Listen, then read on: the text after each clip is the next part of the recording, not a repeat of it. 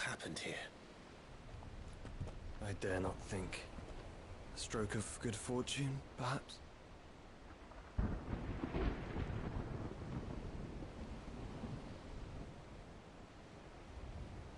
I hope you're right. So do I.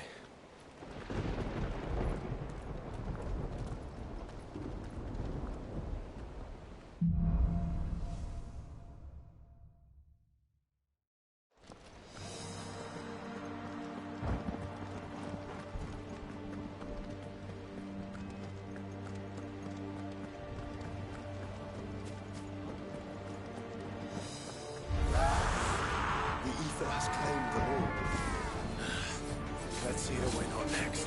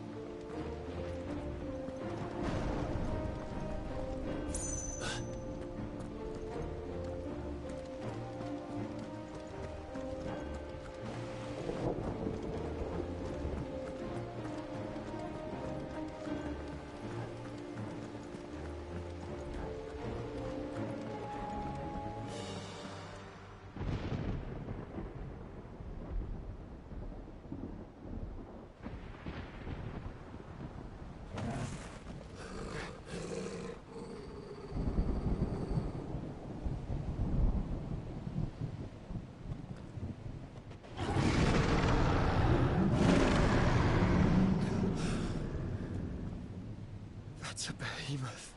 Who'd be mad enough to tame such... Stand back.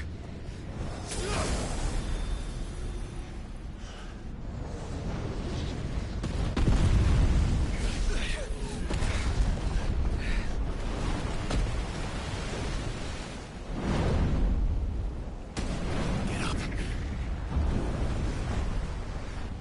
Here it comes.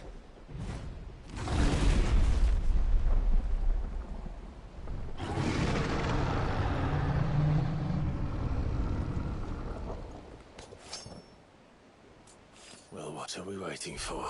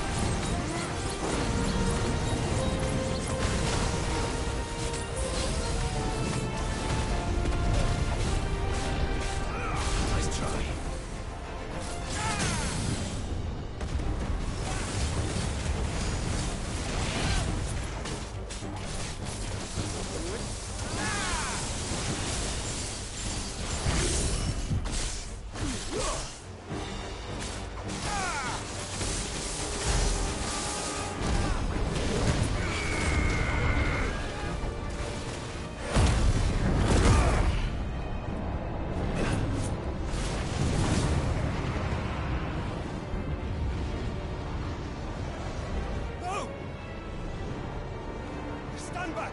I'll conjure a ward!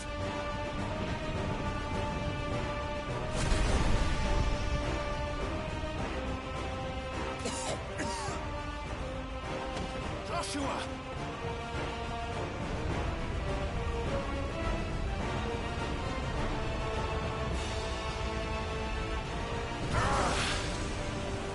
Desperate times. Clive, no! Trust me. I'm your shield, remember?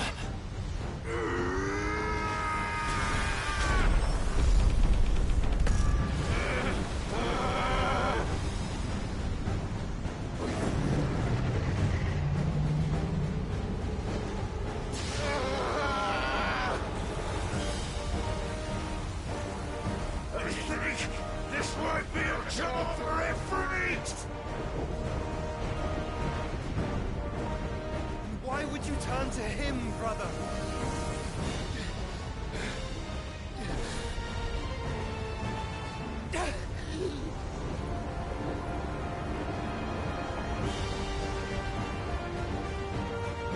When we fight together.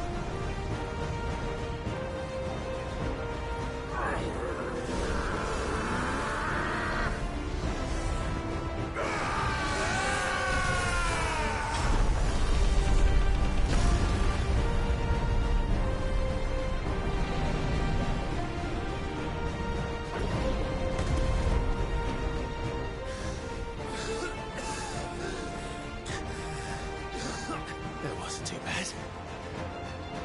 That was just the beginning.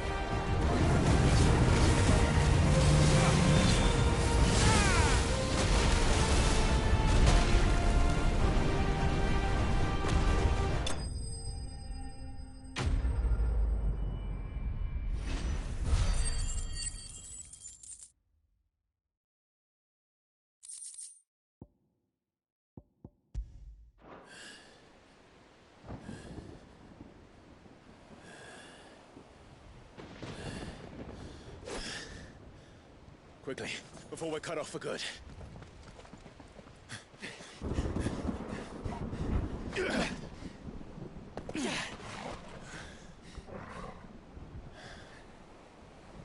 If it is like the others, the entrance to the inner sanctum will be at the foot of the crystal.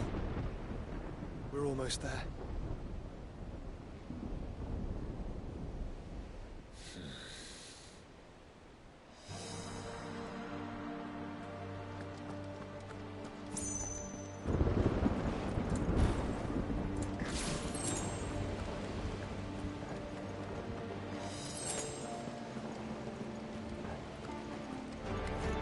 This might take a while.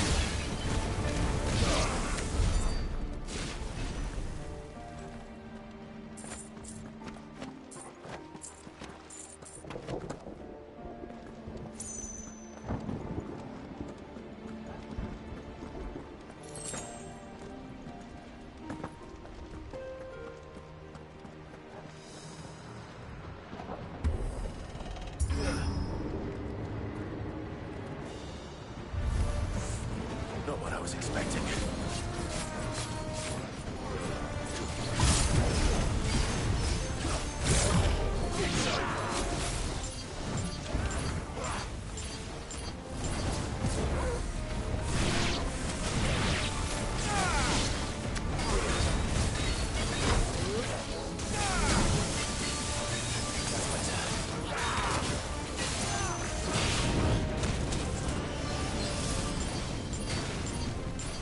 Too slow.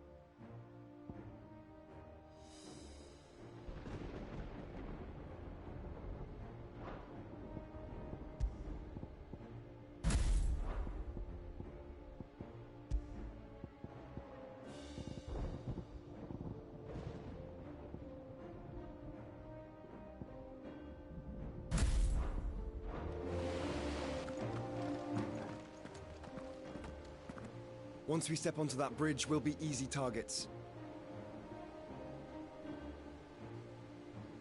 Then we better move quickly.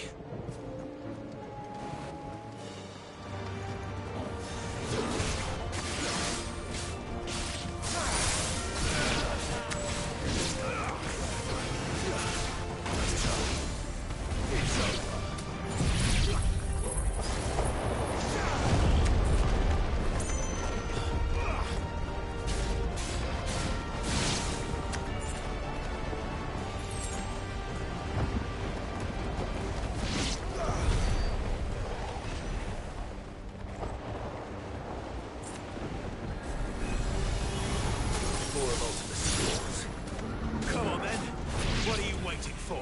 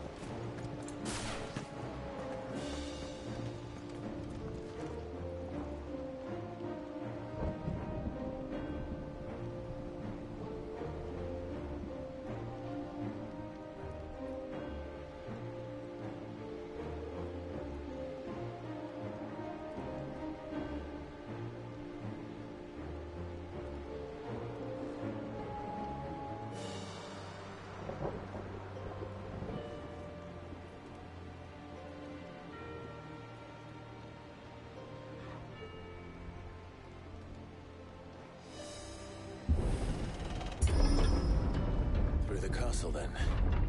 I don't see any other way.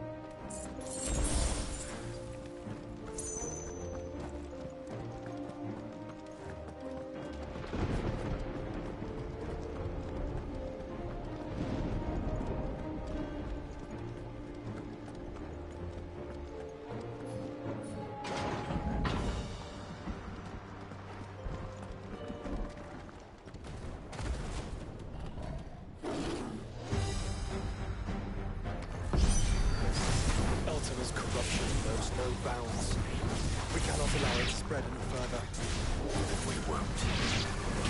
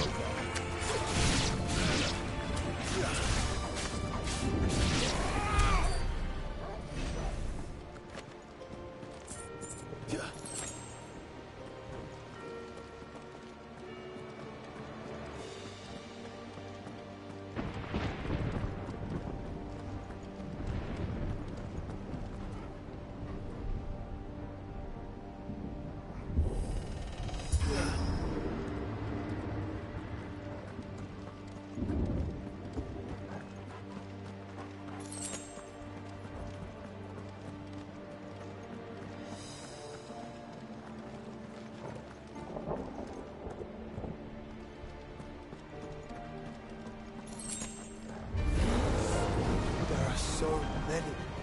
Focus, Joshua. We're not done yet.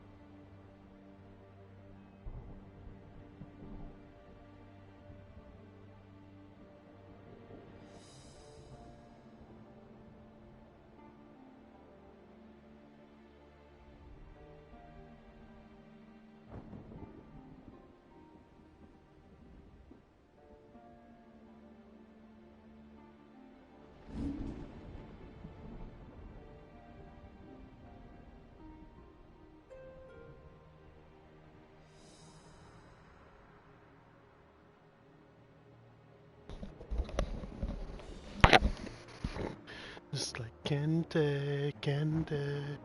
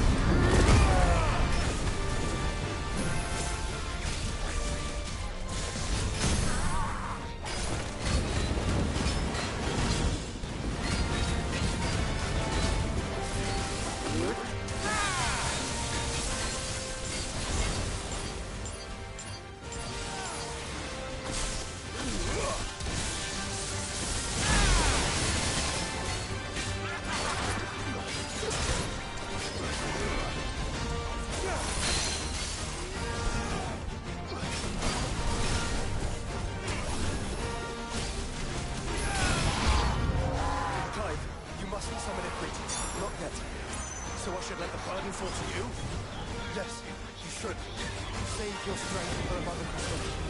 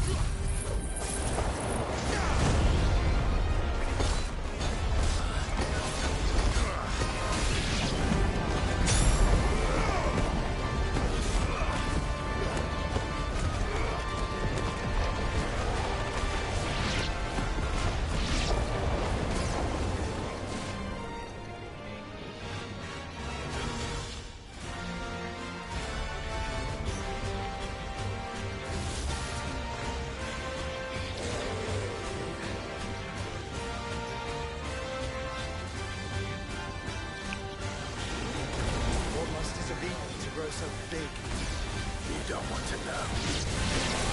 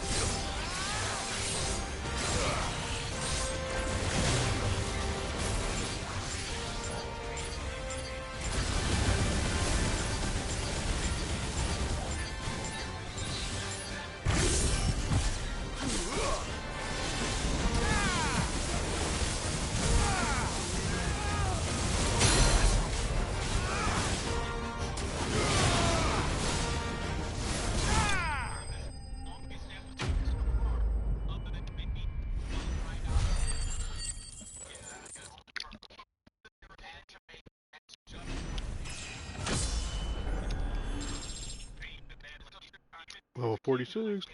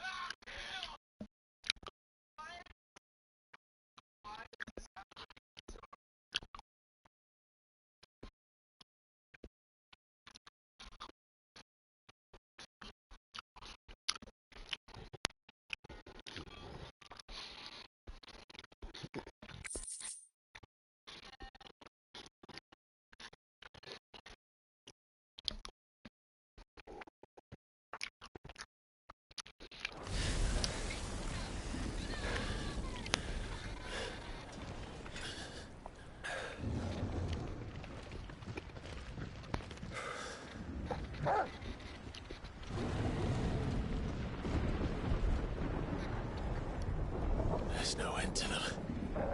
The whole bloody army's here. Stand back, Joshua. I'm summoning Ifrit. Stop, Clive! You mustn't. We still have a long way to go. If you tap your strength here, you'll have none left to destroy the heart. Then you'd rather die?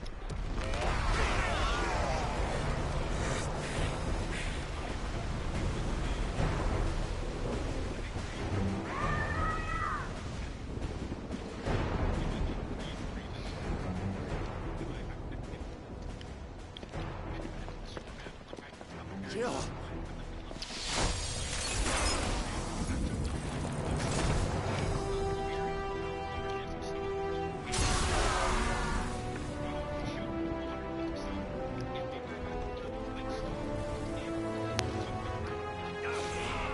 She's not alone.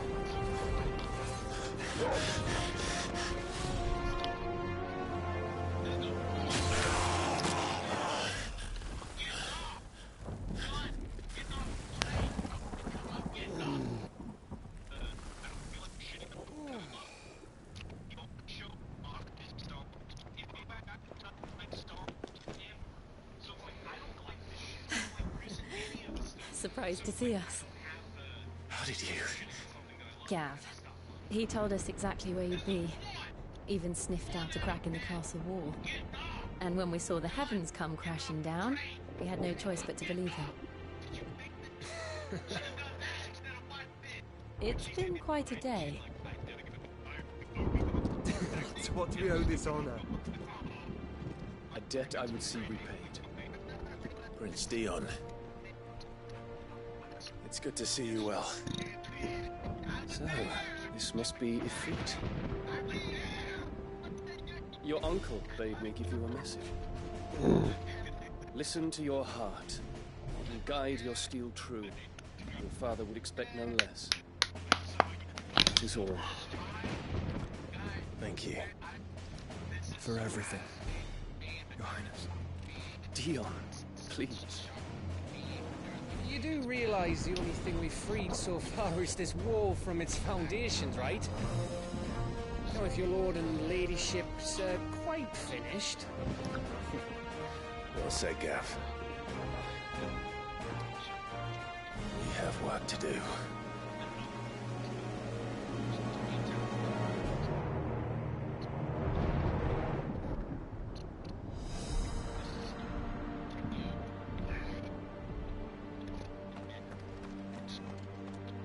I don't suppose there's out I can say to make you change your mind.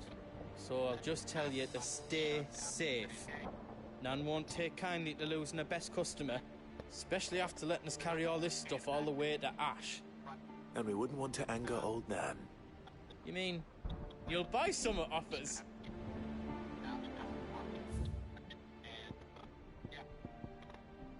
I've got some good stuff for yous.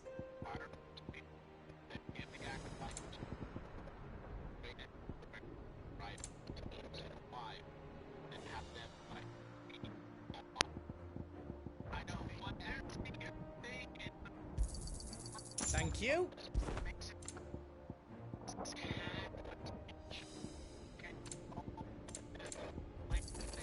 Is there else you need? Good luck, Clive.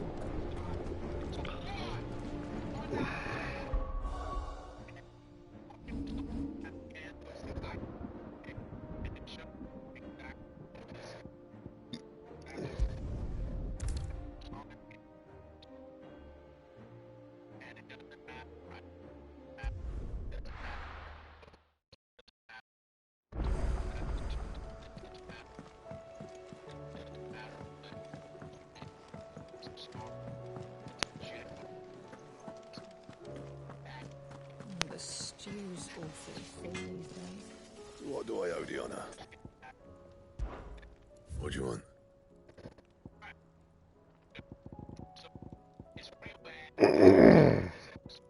That it?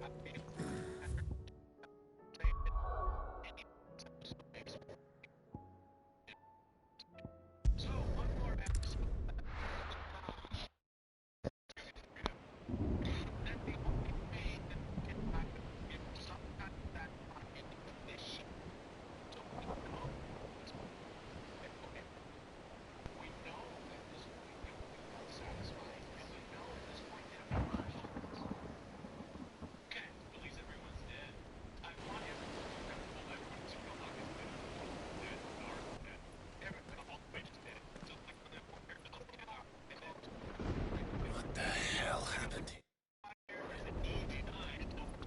I dare not think. A stroke of good fortune, perhaps?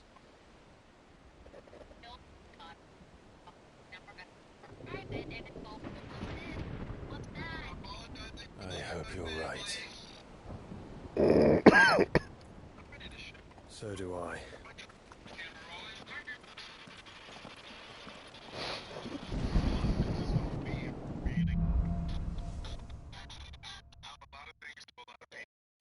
Bro, didn't we just do this? Did it just start me over?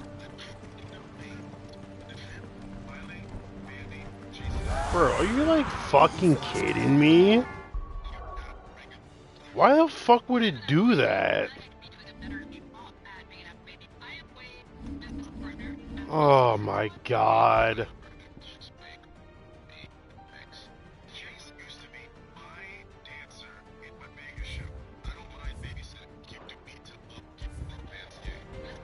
Why would it start me the whole thing over?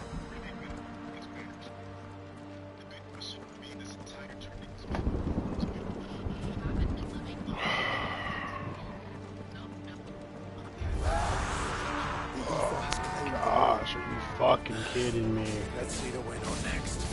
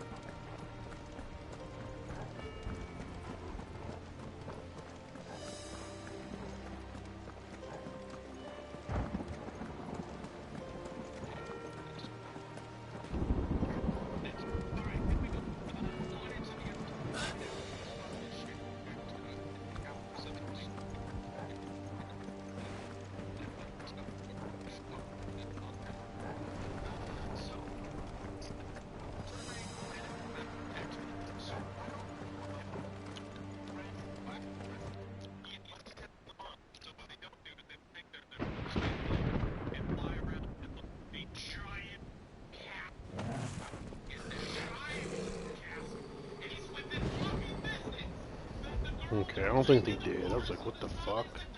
No, they did. They started me over. Oh my god. I cannot believe they did that, bro. Could I left the fucking area?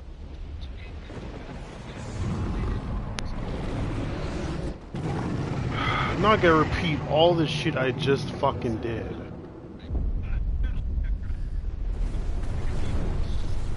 Well, what the I hate video games. I just that is I don't know why they put that in the game, bro. Like who decided to do that? Who the fuck implemented that in the fucking game? It took me a fucking hour to do. You fucking jackass. Here it comes. What a fucking prick. Like, why would you put that in the fucking game, bro? That's cool. That's fucking cool, jackass. Hope you get fucking gonorrhea and your dick falls off. Fucking idiot. Oh yeah, bro. You put in the game, you leave area, start the whole thing over.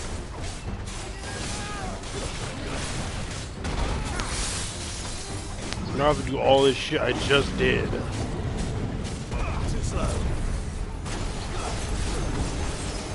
Jesus Christ, bro. Fuck my life.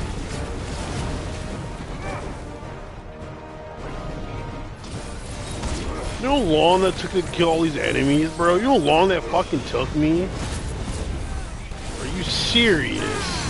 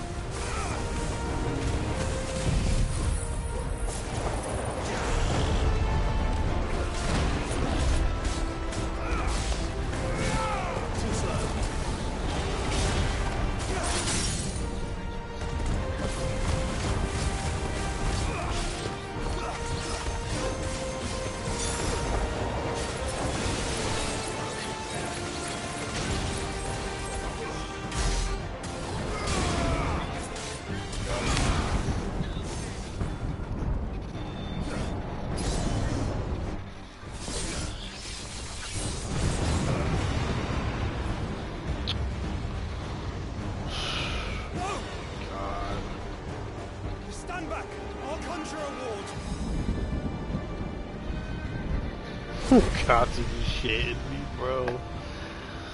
I don't even want to play this anymore. That just kind of took me out the game. That just did that.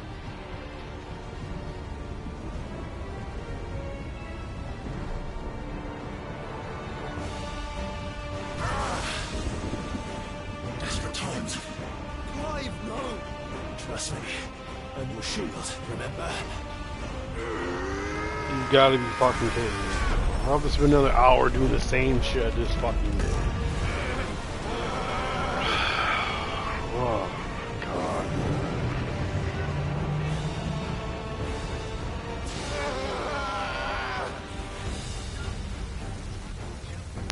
I think this might be a job for Evryone!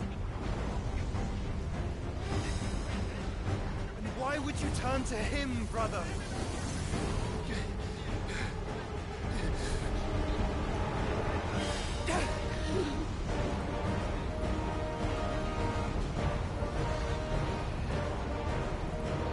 When we fight together.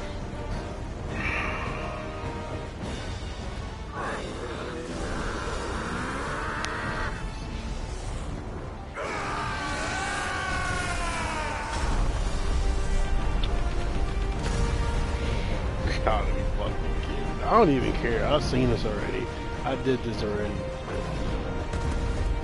God, what the fuck? That wasn't too bad.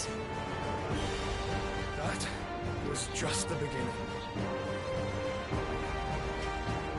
I don't know why they would put that in the fucking game.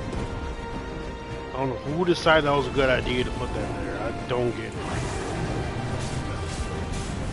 Ugh.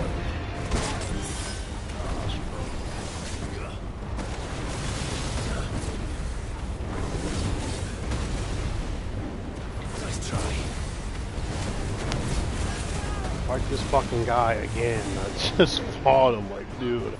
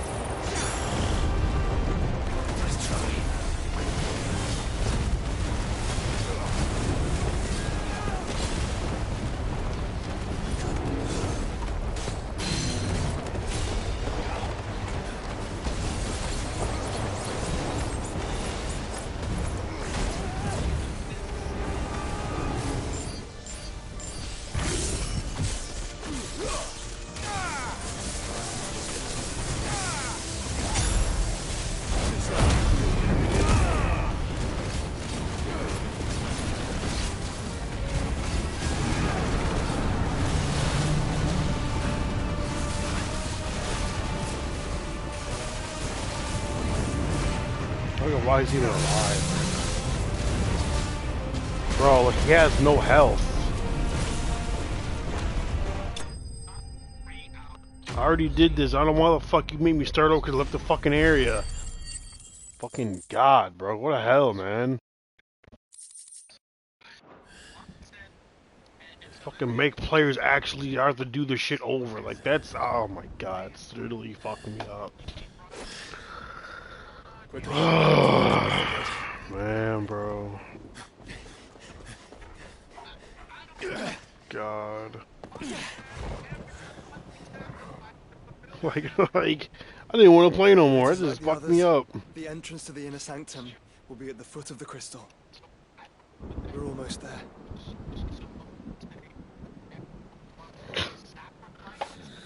God, man. Oh, Jesus Christ, man. I don't know why they would put that in the fucking game, bro. That's the most dumbest mechanic or dumbest implement.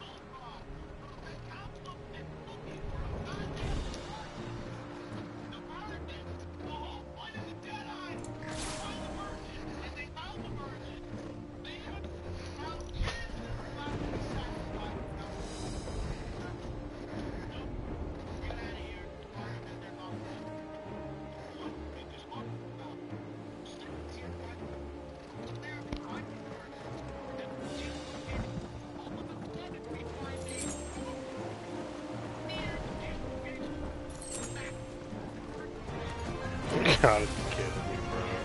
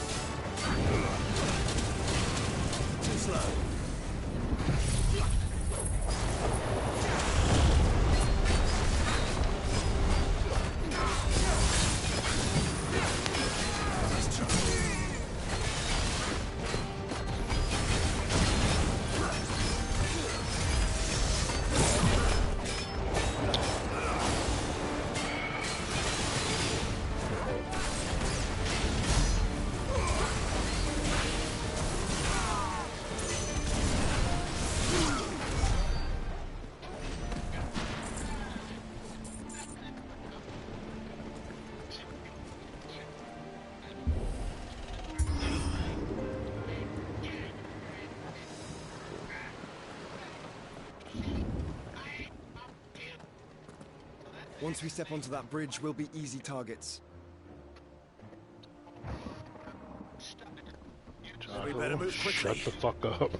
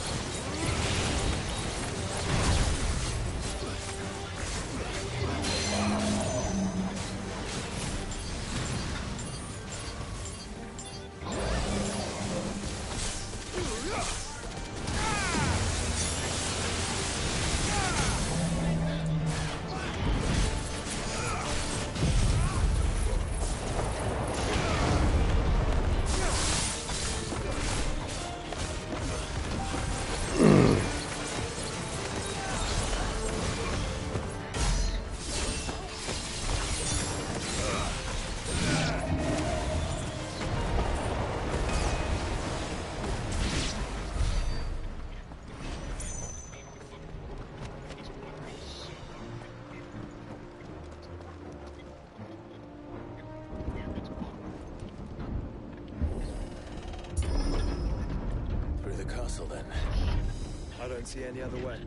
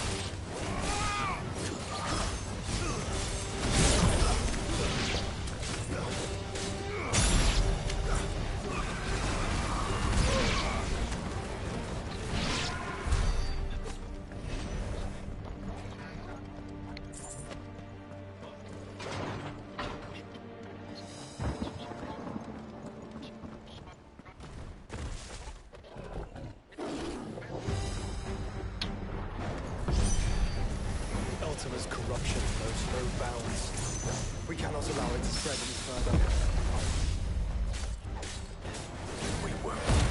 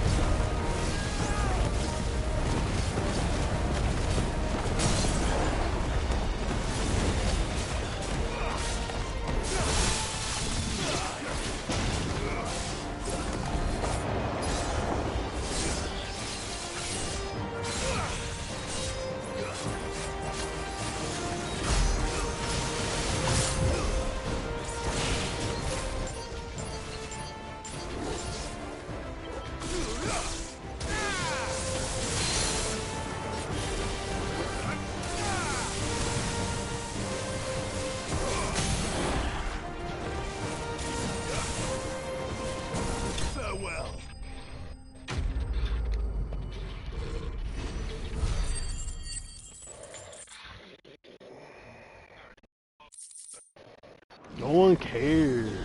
So fucking tame.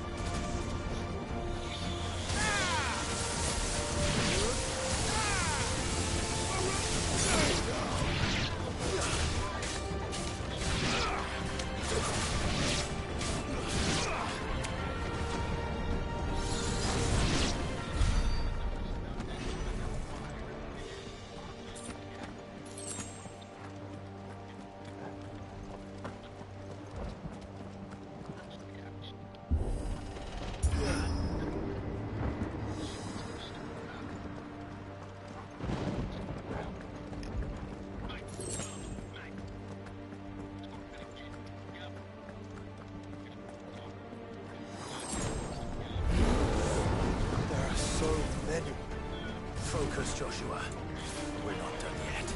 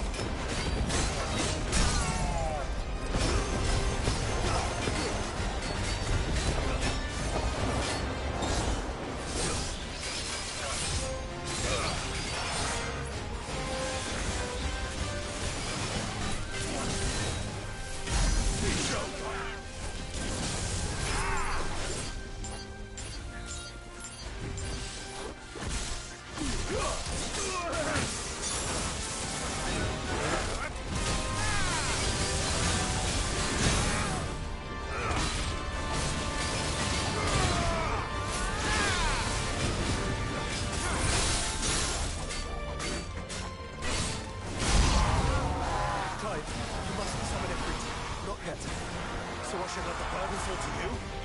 Yes, you should. Save your strength for the moment of storm.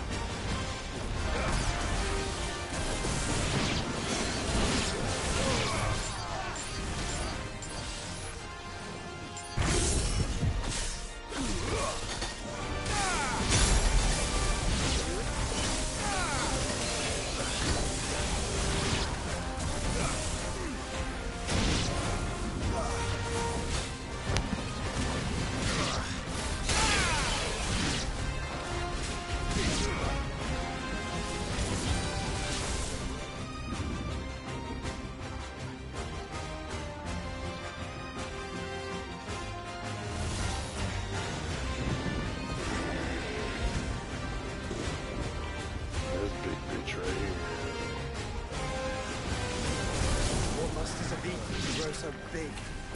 You don't want to know.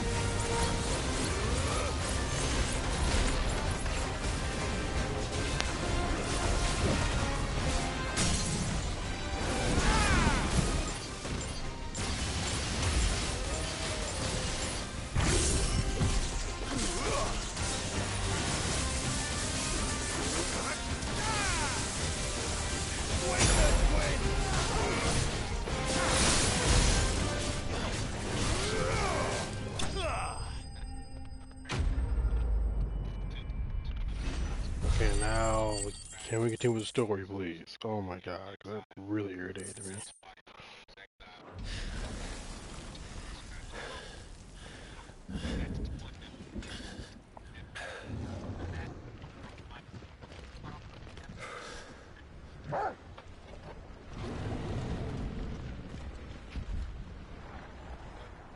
There's no end to them. The whole bloody army's here. Stand back, Joshua. I'm summoning Ifrit. Stop, Clive. You mustn't. We still have a long way to go. If you tap your strength here, you'll have none left to destroy the heart. Then you'd rather die?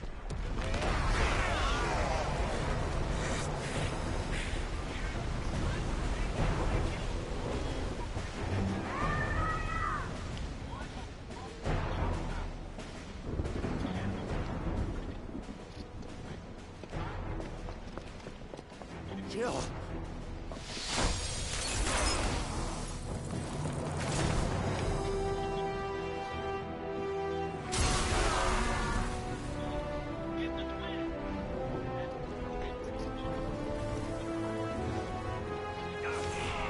And she's not alone.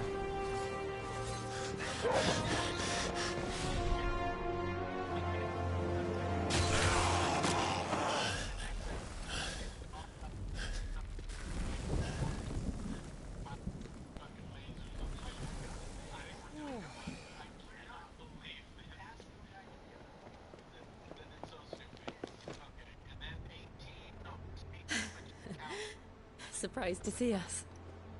How did you? Gav. He told us exactly where you'd be. Even sniffed out a crack in the castle wall. And when we saw the heavens come crashing down, we had no choice but to believe him. It's been quite a day. To what do we owe this honor? A debt I will see repaid. Prince Dion. It's good to see you well. So, this must be Ifrit. Your uncle bade me give you a message. Listen to your heart, and guide your steel true. Your father would expect no less. That is all. Thank you. For everything, Your Highness. Dion, please. You do realize the only thing we've freed so far is this wall from its foundations, right? Now, if your lord and ladyship's quite finished... Well said, Gav. We have work to do.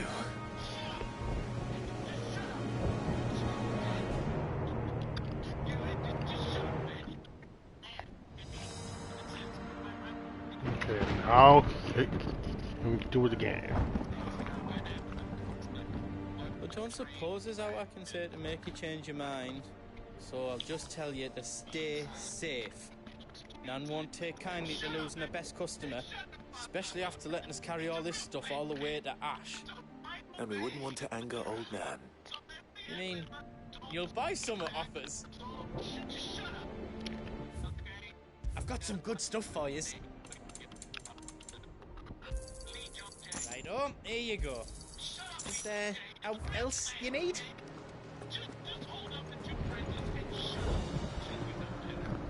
You see, Clive, we're not alone. If we are to win the day, we must all play our part. And ours lies beyond those doors. We've fought long and hard for this moment.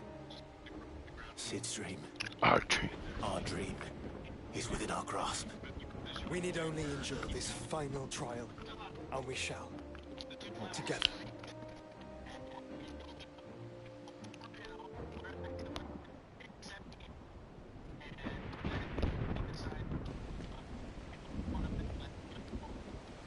You all know what it is that awaits us beyond this gate. And we shall face it together. Aye.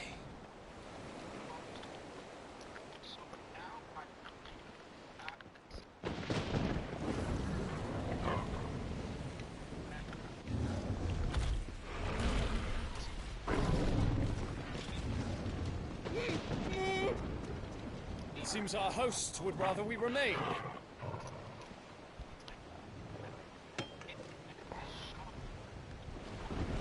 I will stay them. We will stay them. Go! Just don't keep us waiting. Thank you.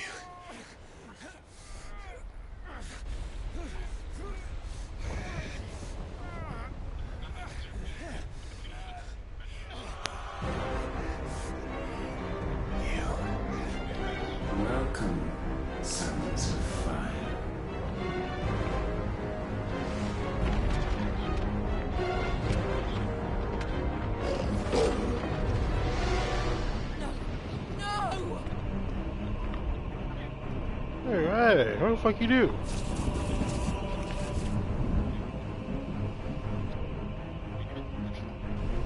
Come back.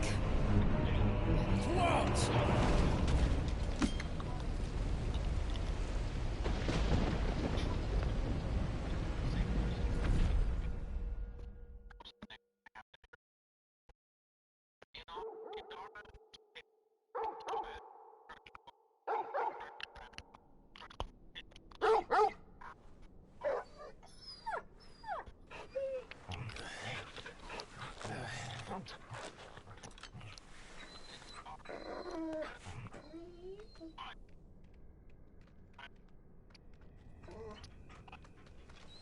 Joshua!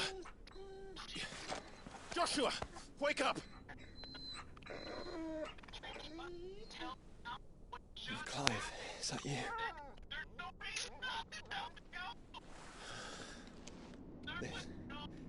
This isn't Stone here.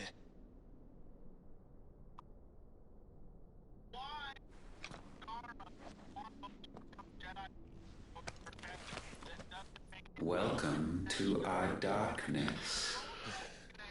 A rift between worlds wherein your kind might reflect. Show yourself! Grave and many are the sins of man.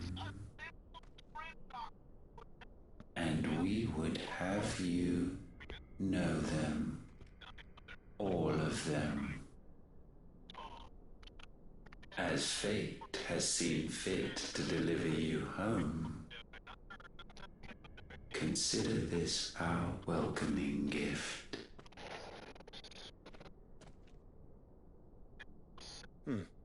It would seem we are trapped. And the only way out is through Ultima. We find him, and we leave.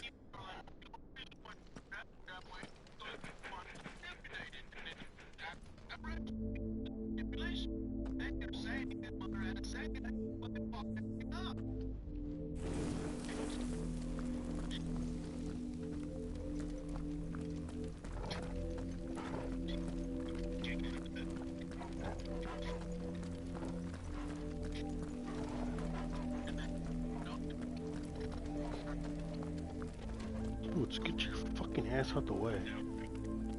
Fucking cat, bro.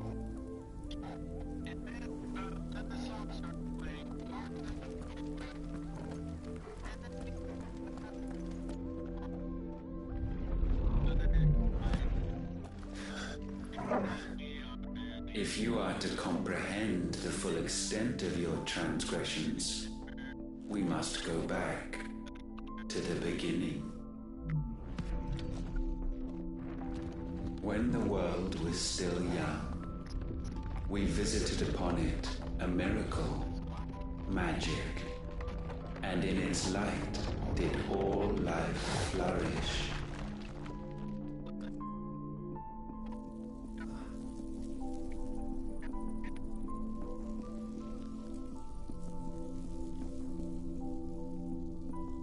Yet the price for this boon would prove heavy. A pall descended upon the land, painting the horizon black as night. Though we labored to forestall its spread, in this one endeavor we stood powerless. And so we fled, that we might endure, that we might discover a means of salvation.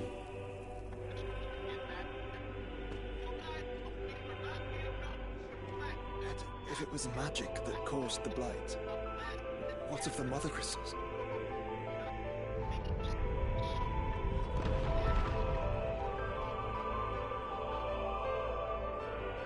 I expect he'll tell us soon enough.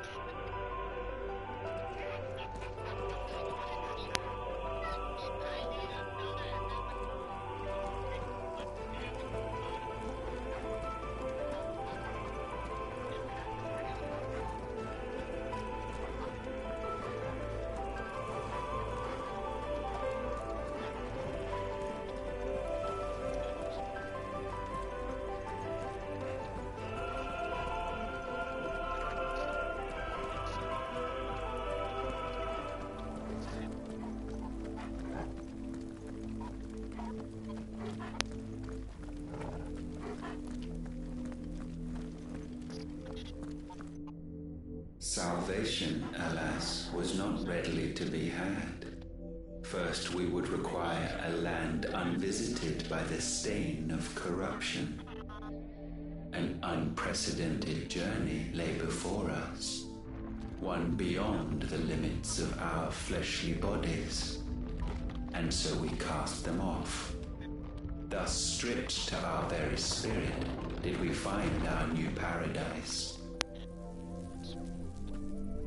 A land as pure as driven snow, Valisthea.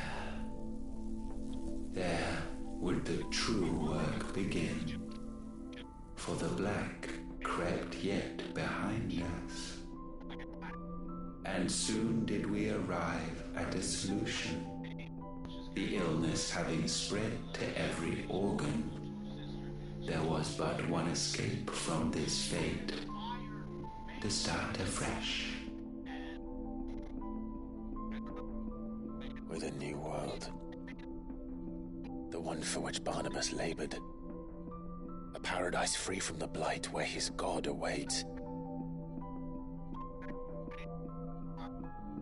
And where, if we only forfeit our wills and abandon everything we hold dear, humanity can join him.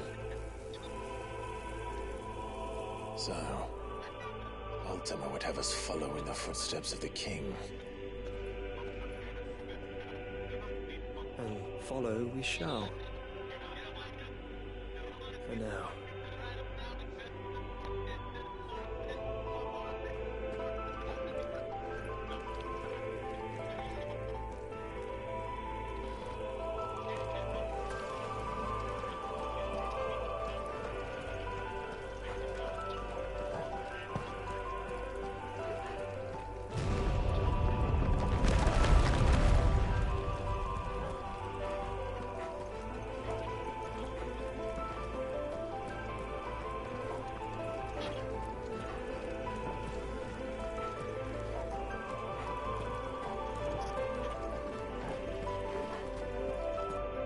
To forge a new world would require not only power, but a constitution strong enough to wield it. Acquiring the first would be simple.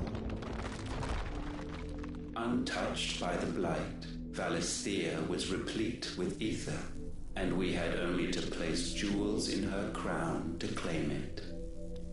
Acquiring the second, however, demanded creativity. And so I cast forth the seeds of humanity. You created us. Is that not what gods do? We sowed the seeds for you, Muthos, all that you might one day blossom. And our future thus secured, we thought to slumber, though that would prove a grave mistake. For it was as we slept that man committed his greatest sin. He awoke.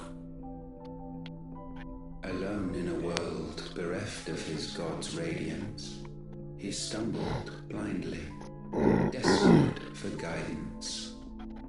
Finding no light, he sought to kindle his own. And from that single errant impulse was his will born. Having discovered himself at last, man turned his eyes inward and found he desired evermore that which only magic might afford. So wars were waged and brothers slain for custody over that dwindling resource. And the land, she wept tears of black.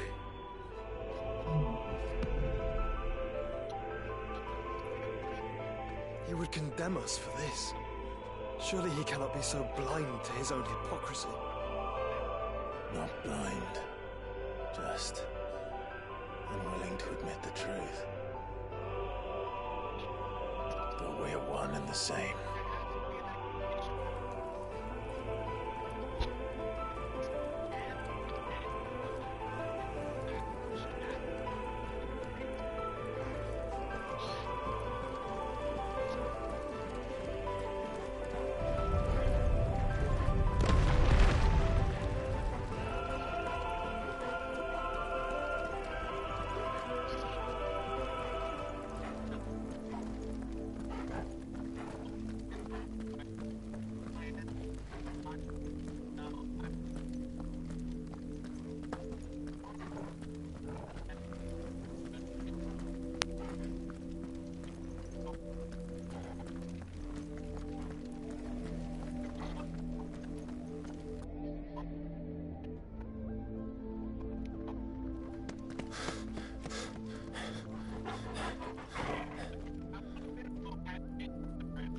is that? Ifrit. Or what's left of him. Long have our ashes lain cold for want of a spark. Cast your eyes upon them and see what you must become.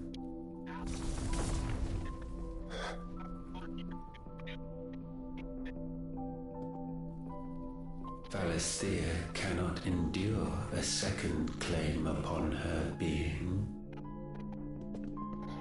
The avarice of man drives her ever closer to destruction. But she may yet be saved by you. It is what you were born to do, why we nursed you and fed you, as your own mother should have. And now that you are fully grown, our Muthos, it is time at last for you to serve your purpose. To right your wrongs. If our sin is wanting to survive, then you are as marked by it as we are. The fault is yours. Our wills were born because you abandoned us. And now, you would have us forfeit them. All for a place in your new paradise. Do you imagine yourselves worthy of one? Mankind has no place in our world. Is this truly so difficult to comprehend? We only ever require you, Muthos, when the time comes to bid this wretched realm farewell. None shall follow, none shall remain. What do you mean, none? This is our world. Once the land's rebirth is complete, humanity will have served its purpose. Why would we continue to suffer that which has caused us so much vexation? Because the land doesn't belong to you. It belongs to us all!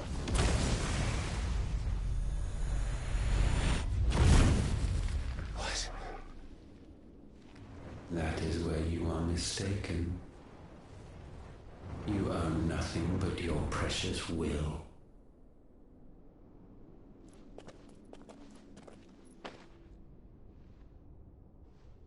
Brother.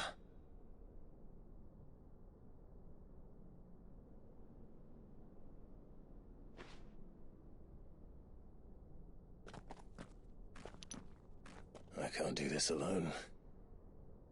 And you don't have to. I grow weary of your dissent. Now you must learn that this master will not tolerate disobedience. Oh, fuck.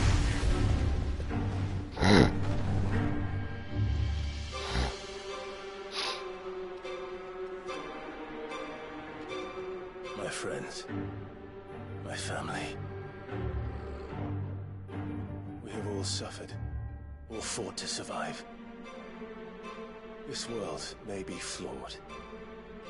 It may be broken. But it's all we have.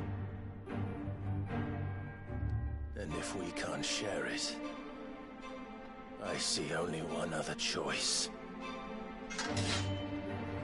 You have to go. You may have created us, Ultima.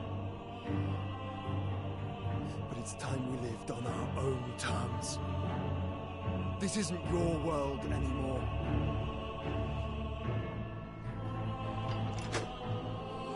It's ours. Yeah.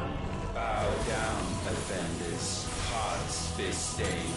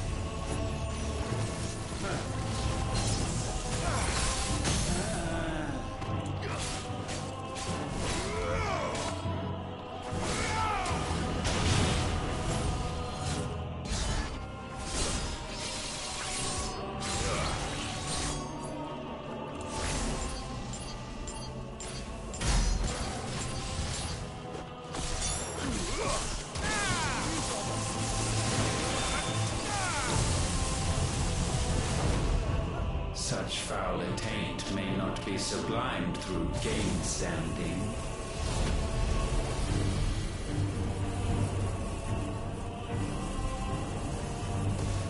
Only with heads hung low is penance paid. O wretched mortals incapable even of contrition, in fitting season shall we reap our harvest.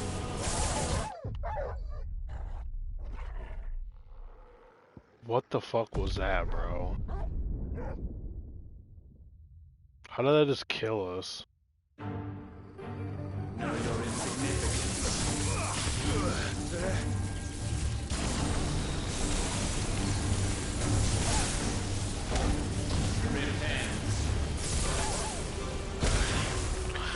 Bro, stop going near it, Clyde. What are you doing?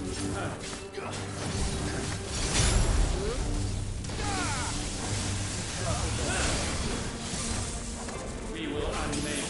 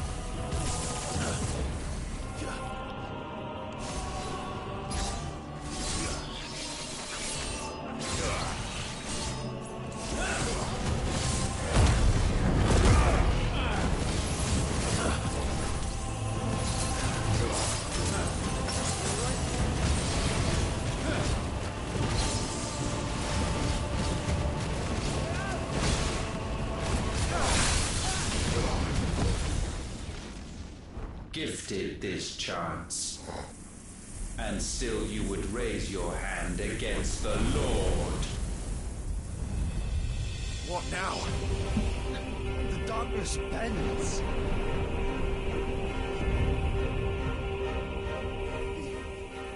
He means to end us. It wouldn't be the first time. But let's Let's make it his last. Your fate is inexorable. Surrender the vessel unto the darkness. Surrender it unto us. Kneel before us.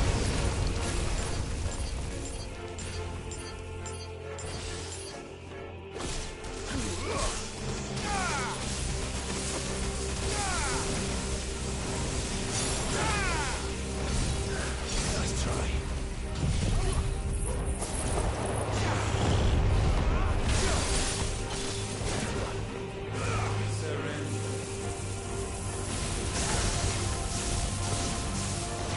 Prostrate yourselves.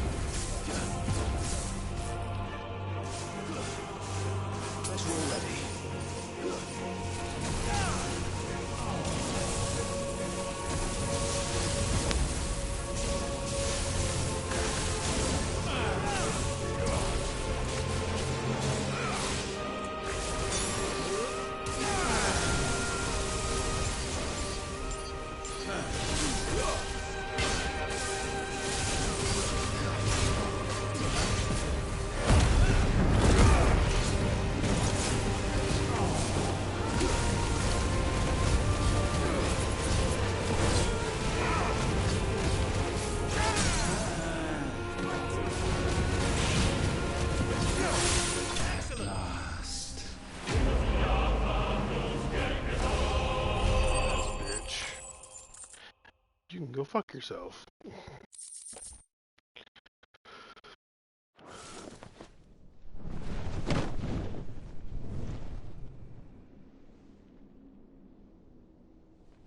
last. For countless generations have we awaited this moment.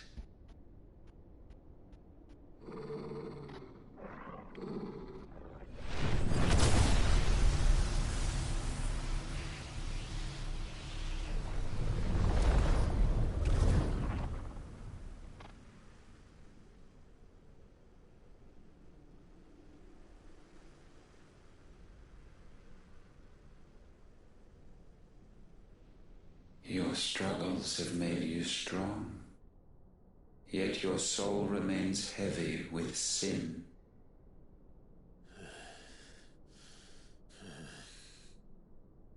Absolution is nigh. Repent, and all shall be forgiven.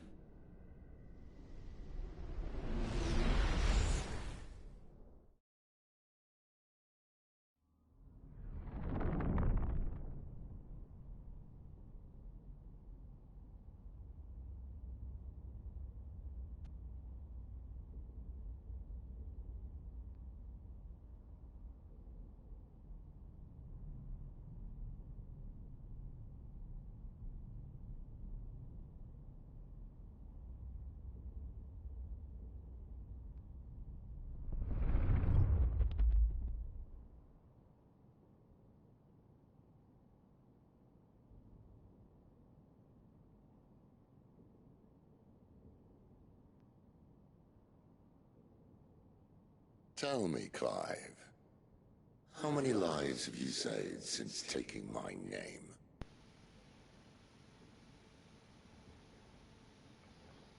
Fewer than we have ruined. Wherever we go, we leave a sea of tears in our wake. These are the wages of your will, son. What good are our choices when all they ever bring, all they will ever bring, is death? There's no atoning, Clive. No matter how hard you try. So why not leave it all behind? Leave it all behind.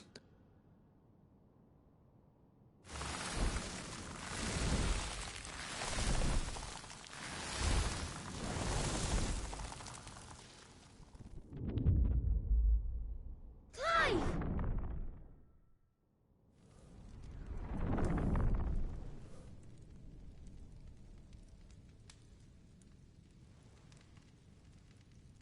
Please, won't somebody save me? Won't anybody love me? Evryone, yet still she is not mine. Have I not given enough? From will is born desire, and it is this which consumes you, rendering you incomplete. Do you not see how the world bends and warps under the weight of your hungering hearts?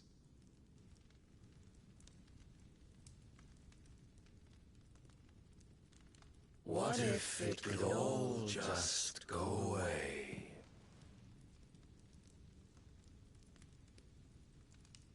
Just go away.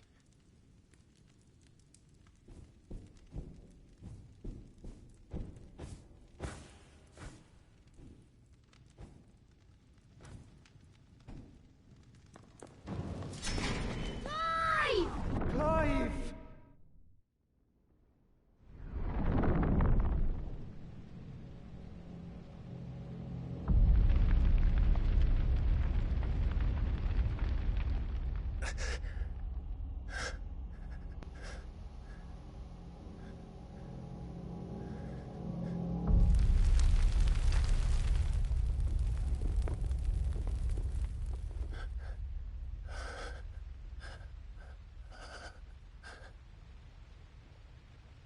None of this is real.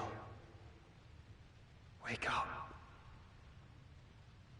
It's time to go home, Clive.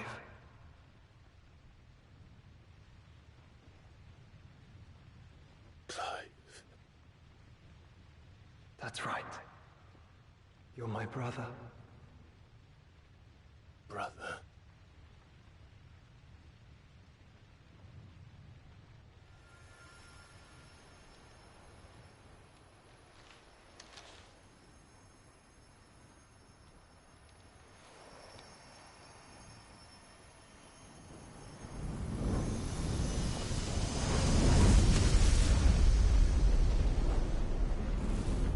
Come. Remember who you are. Clive.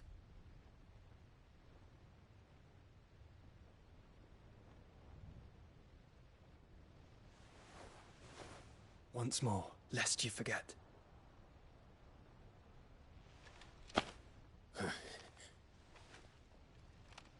My name is Clive.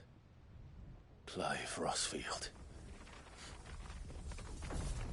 Look, Ultima.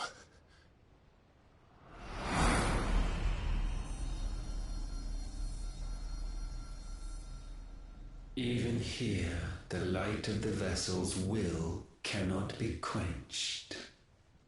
And the Phoenix, his trespass should not have been possible.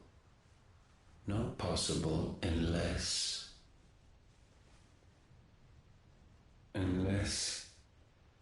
he has been with Muthos all along.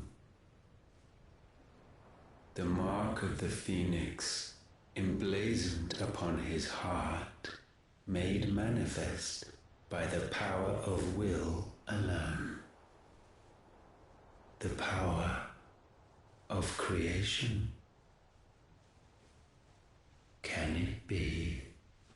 Are their wills truly so potent? Are you still talking?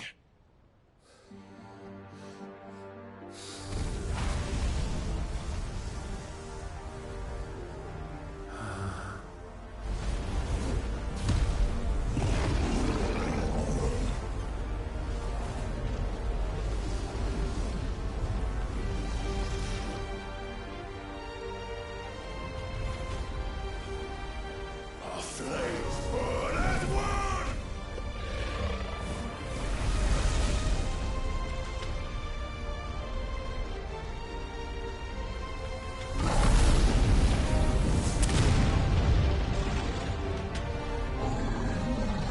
This is no mere evolution, it is deviation.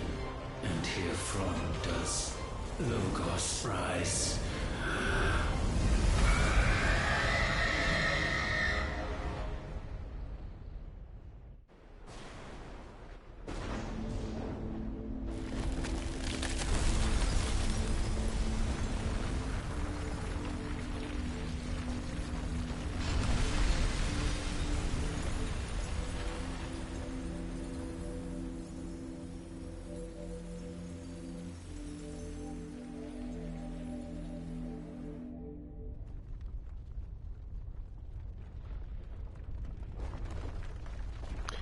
Ashes to ashes.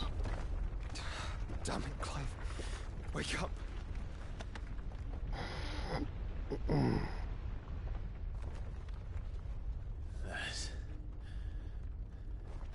That.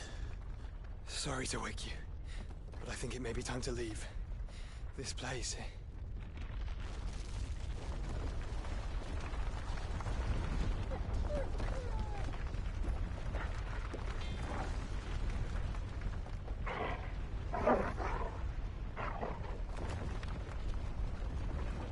And once again does my creation stray from the path laid before us. What are you talking about? In the whole, how little you know of suffering.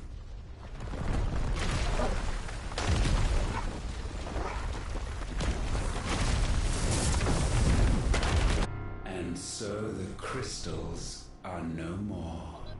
Yet in their silence, a new song rings. Its chorus building, a crescendo as it enters its final movement. stirring those long aslumber to waking.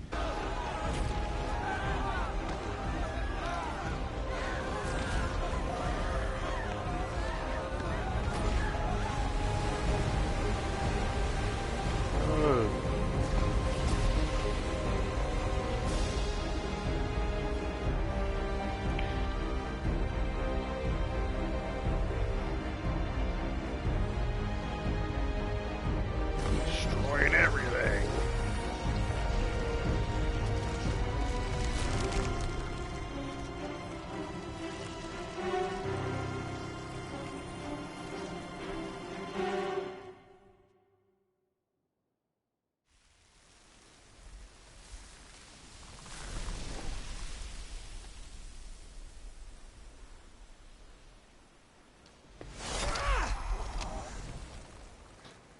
The bloody crystal's cracked. So where the hell are they?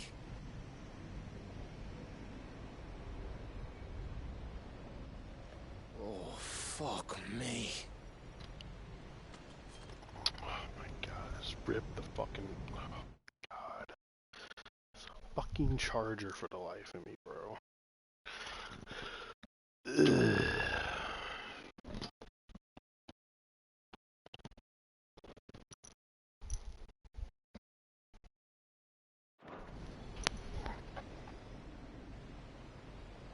Is that ether?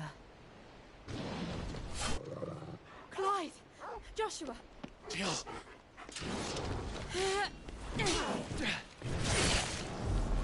Is everyone all right? We're fine. What happened?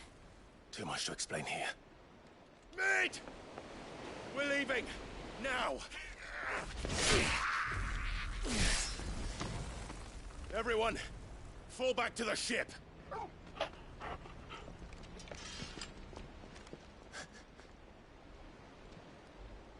I will be with you anon. Thank you.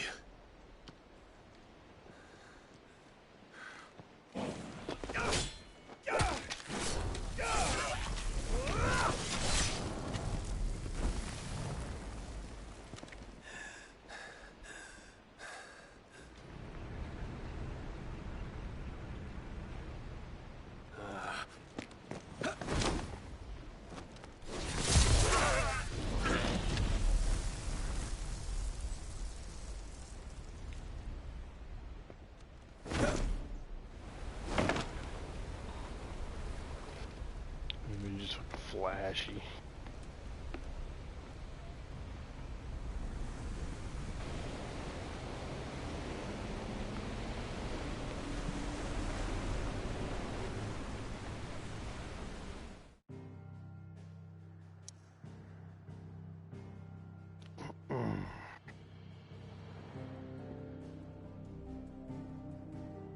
Turn the pilot.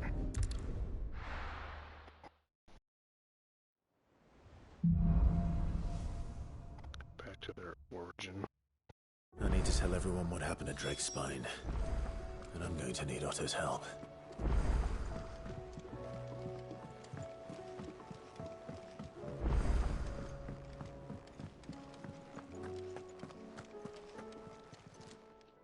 Aye, it's a dangerous world out there.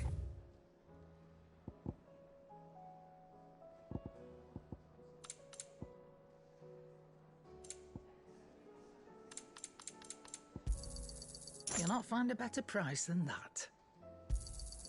You're rubbing me blind, you know. You'll not find a better price than that. It'd better all be here.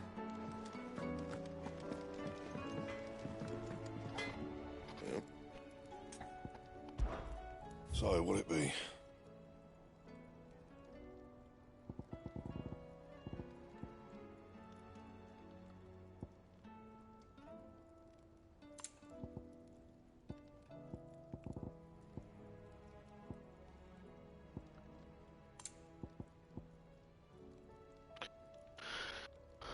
Can craft this. No scratches, right? And?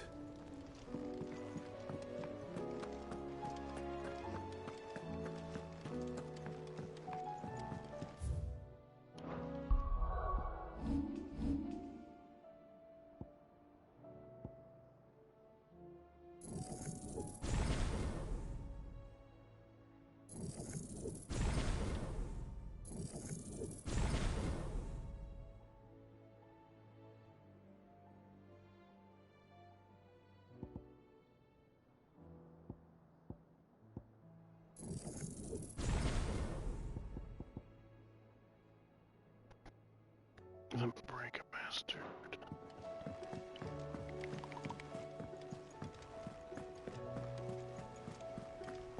There's something about it. I feel like it's...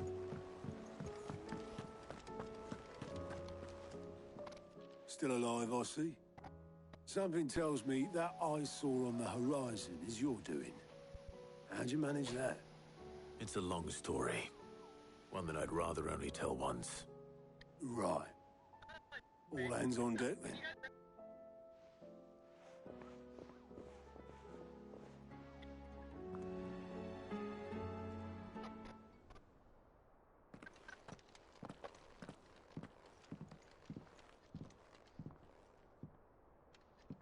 Is this everyone?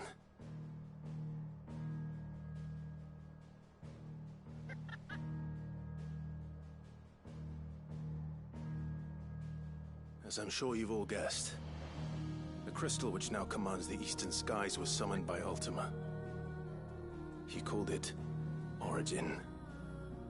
Though the significance of that name is as yet unclear. What does it matter what it's called? Its emergence tore Twinside asunder and wiped my homeland from the map.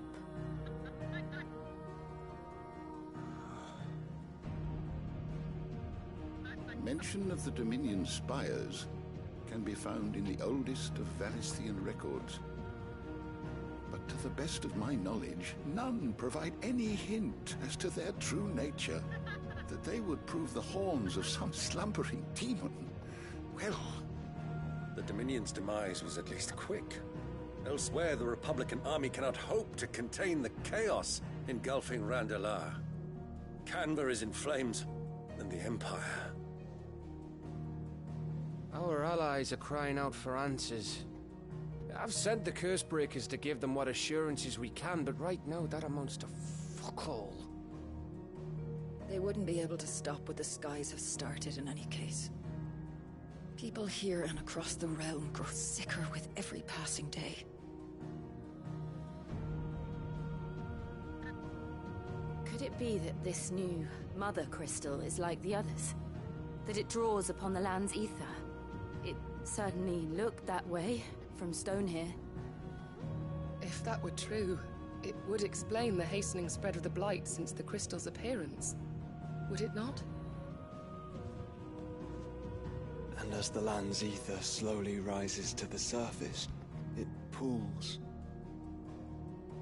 corrupting all who cannot channel its energies. Archay above, ether floods below, and in the middle, here we languish, hopelessly entrapped.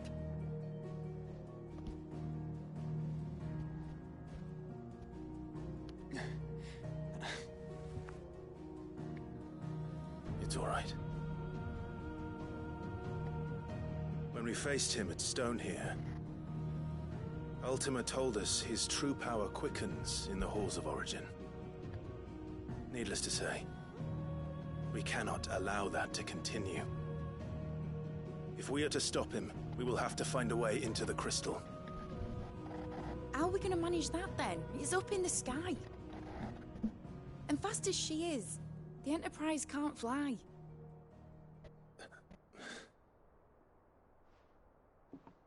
It's a lot to take in, and I reckon we'd all benefit from some time to clear our heads. The answer will come to us. Don't you worry. Ain't that right, Clive? Right. That's right.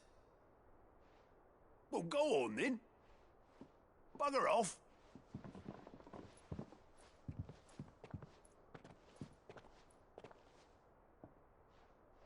Same goes for you, Clive. You won't solve anything like this. Trust me. Go and get some fresh air, eh?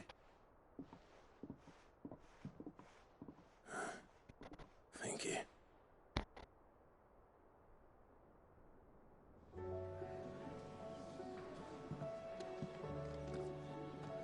Joshua seemed upset.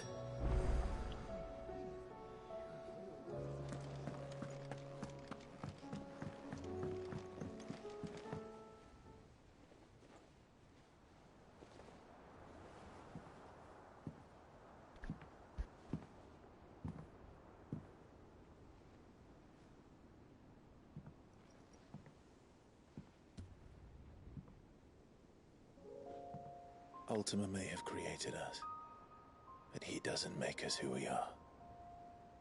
Only we can do that. And if he would have us fight for our survival, so be it. It's what we've been doing all along.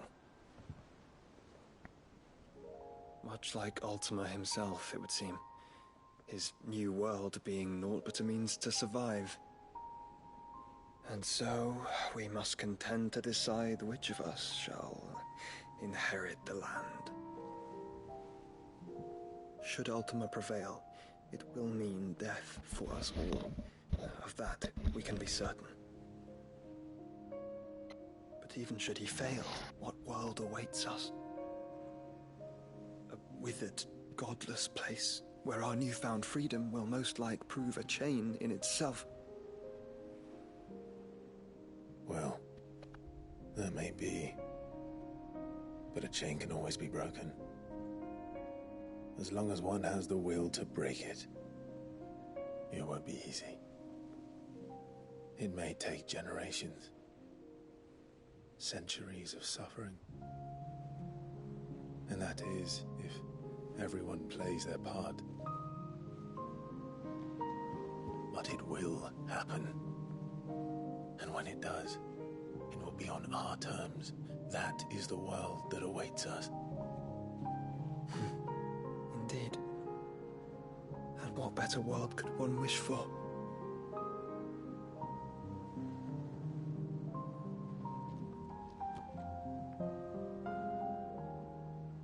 But first, we have to reach that crystal. Then it's a good thing I have wings. You can barely stand, let alone fly. And only the Founder knows what horrors await in those skies. You certain about this? Am I certain? I am the Phoenix.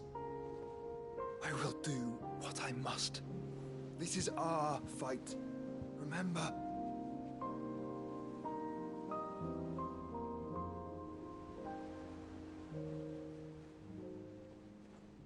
All right. I yield. But only what you must, yes? I'm still your sworn shield. That you are. And what of my wings? Lest you forget, you go to stand against a god. I would not have you succumb to fatigue before the fight begins. Ifrit, your brother mentioned that some few of the dominants who had lost their power to you were still able to prime. Is that true? It is. But their icons no longer submitted to their will.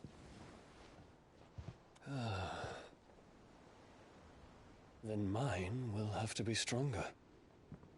That you both might save your strength for the battle to come. You don't have to do this. If you do, there's a chance you might lose all you have left. And what have I but regret? My life ended in the Dominion. I fear death no more. Besides, I would have words with Ultima. He has much to answer for.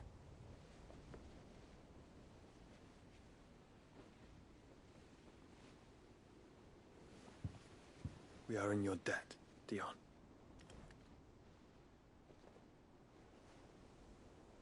We can speak of debts when this is over.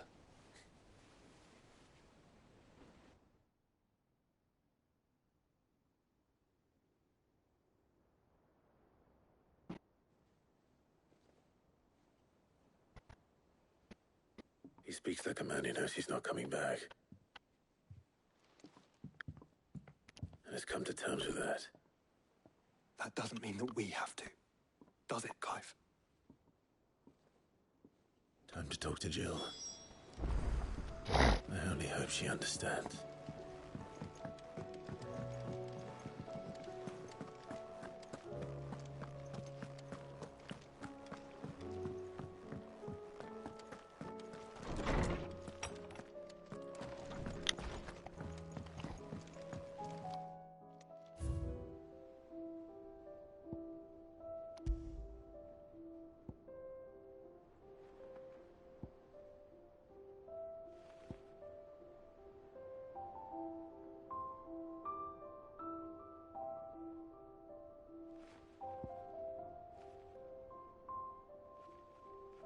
Shit, carpet, chest.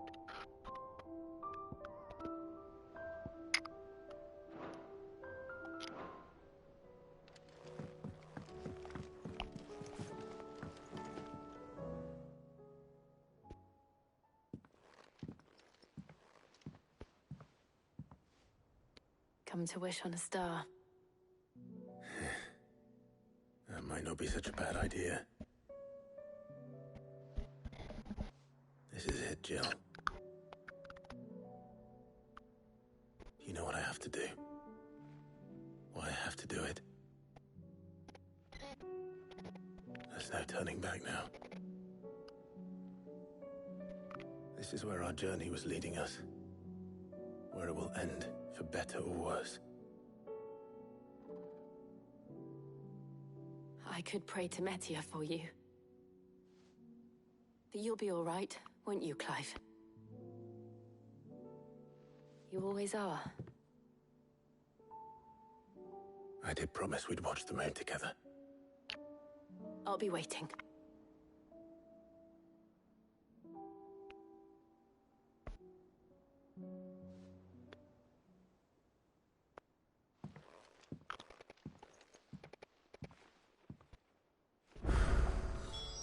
It's almost time. Better make sure I haven't forgotten anything. Well, I mean, like,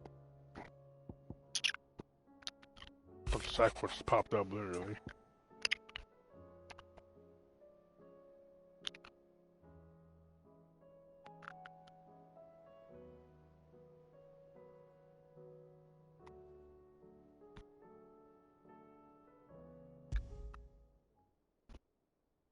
Something tells me this is no mere adventure story. What the fuck?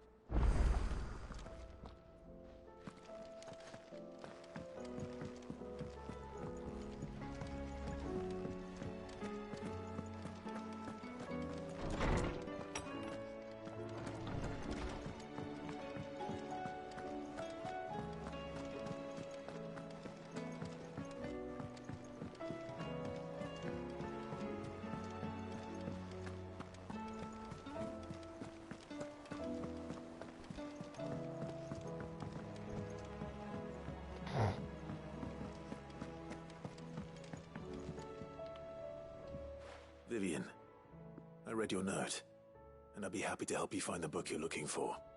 Thank you, Clive. But tracking it down will not be easy. Are you sure? Please. You have always granted me your wisdom and insight whenever I asked. It's only right that I return the favor. Or at least attempt to. You are too kind. Alas, what I ask of you is rather more trying than delivering the odd lecture.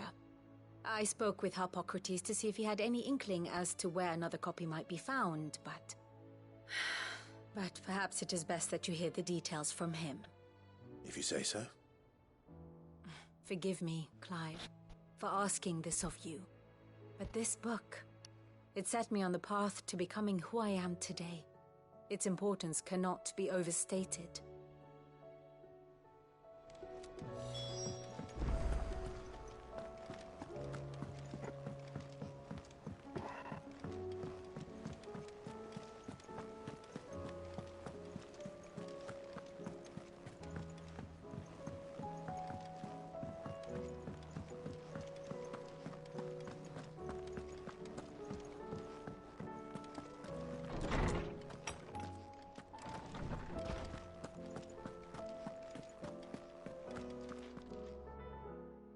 Clive, my boy. What a pleasure it is to see you. Harpocrates. There's something I need to ask you. I've been charged with locating a book called From a Distance. Then you seek a rare gem indeed. One whose name I had not thought to hear from your lips. You've been talking to Vivian. Right as always. But she didn't seem keen to tell me very much. I take it she didn't like what you had to say. And yet I gather it did naught to dissuade her. Clive, if the young professor has tasked you with obtaining a copy, I fear she asks the impossible. The executors would not allow it. The executors? Coveters of Secrets. A clandestine organization committed to the collection and intenebration of forbidden texts and technologies. One such text being the tome Vivian seeks, chronicling as it does the true history of the enslavement of bearers. A tale which could overturn the established order were it ever to become widely known. Or, so rumor has it. I've never actually read the thing, or even set eyes on it for that matter. How is it that I haven't heard of this organization? Why, secrecy is the Executor's watchword. They lurk in the shadows, emerging only to seize that which must be seized, be it books, inventions, or people, before disappearing again, leaving nary a trace. Which would explain why Vivian's copy was snatched from her grasp not long after she found it. By the hand of the Executors, yes. But what drives them? Self-interest or ideology? Fine question. Sadly, all that is known of the Executors can be recounted in a single breath. You may just as soon ask me of their origins, numbers, or the identities of their leaders. Any answer I give would be pure speculation. Then my hunt was doomed from the first. What was Vivian expecting? That I'd pluck it from thin air? Not from thin air, no. From ash. Rumors of the Executors are rife among the scholars of Storm, but rather less so across the Strait. I have a friend. Well, I had a friend in the village of Garnick, a collector of rare tomes, upon which subject we would oft correspond. Alas, I have heard naught from him since the skies fell dark. And no doubt he too has turned. But though he did not mention it by name, it is possible that a surviving copy of From a Distance yet rests upon one of his many shelves, quietly awaiting discovery. So if you were, by some could have chance, told me they able had to that save fucking even like a a. single book from the poor man's What do you mean library, a fucking I conversation know his before soul that? would rest easier. Very well. Yo, I'm gonna When I smack next that find bucket myself in boot off your Waloed, face, you I'll fucking be sure to pay Garnick a visit. old fuck. What a fucking idiot. This motherfucker, bro.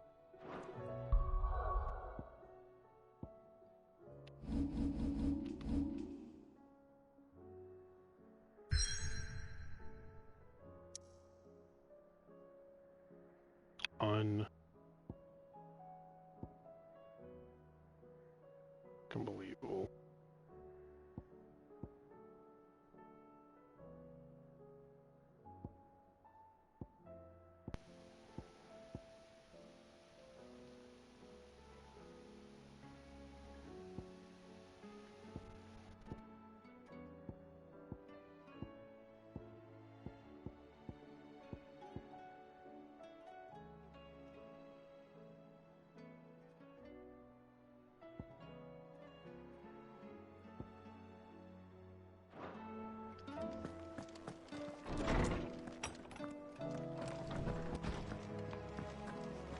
Where the fuck is that at?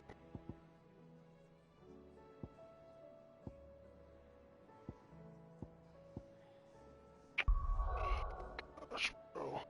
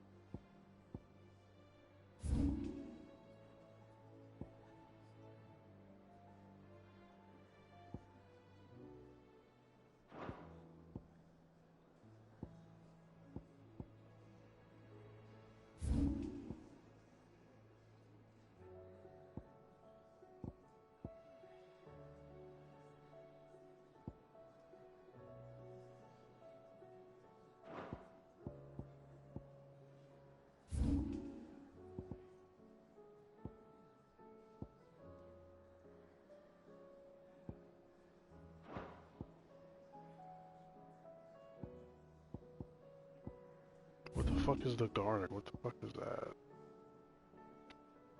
There it is, Jesus Christ.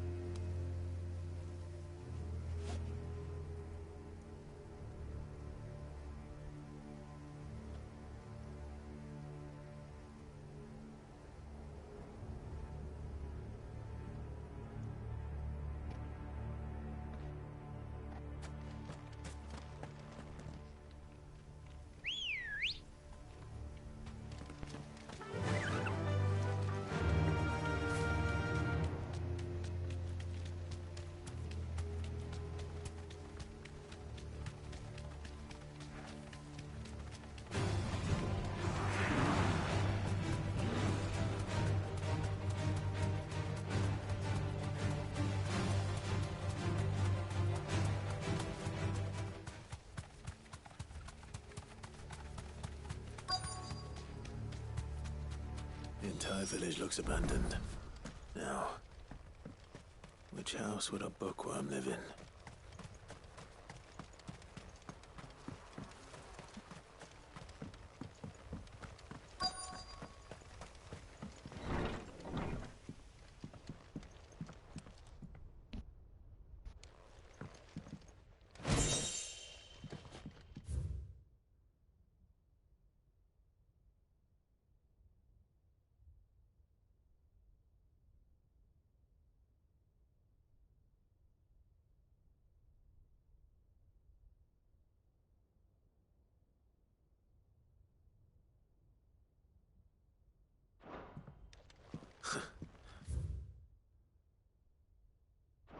His interests were certainly varied.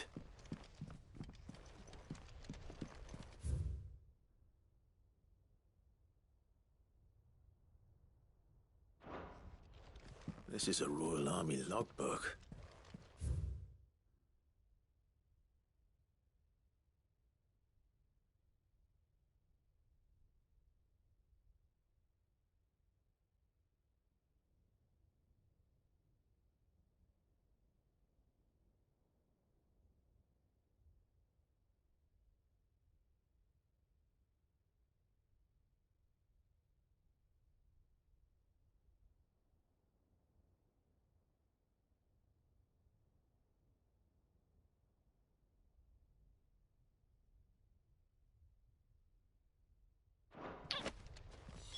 This is it. Oh, shit.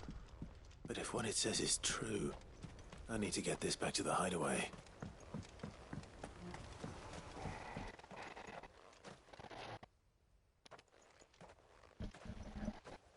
Leaving so soon, stranger?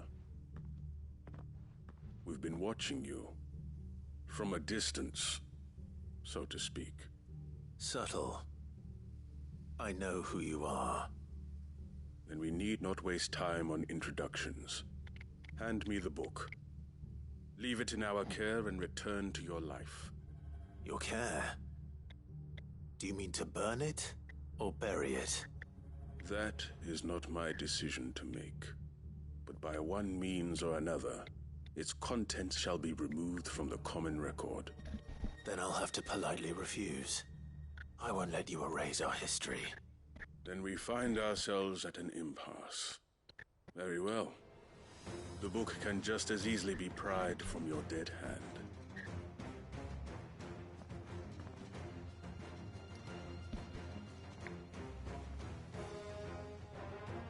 Let's see, shall we?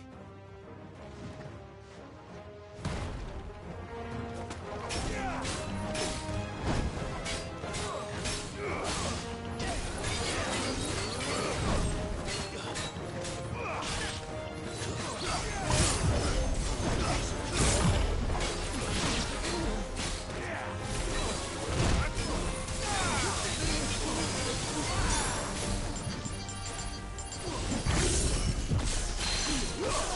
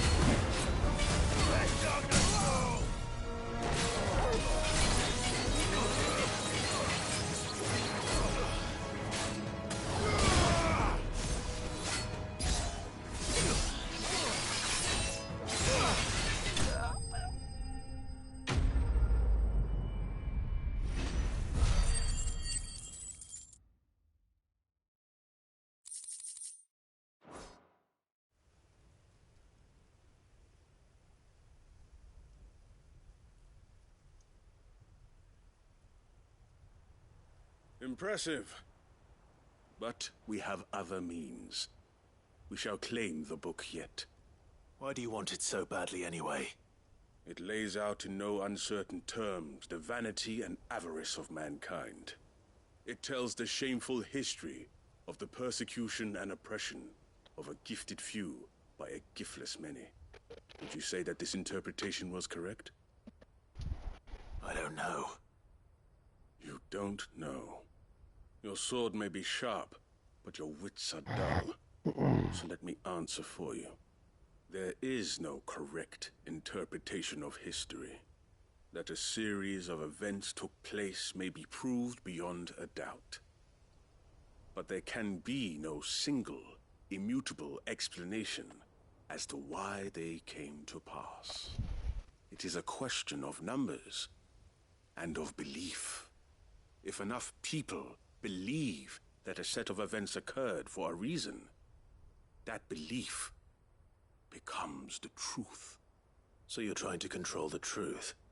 We are trying to protect people from themselves, from knowledge that would bring them naught but pain. That is all. You may keep the book, for now.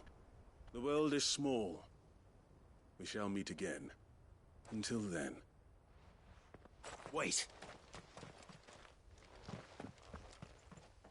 Damn it.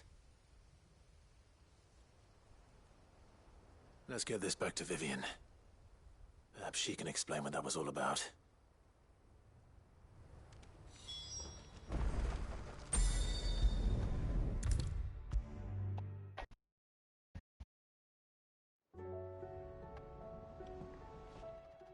Vivian. I found it. The book you lost.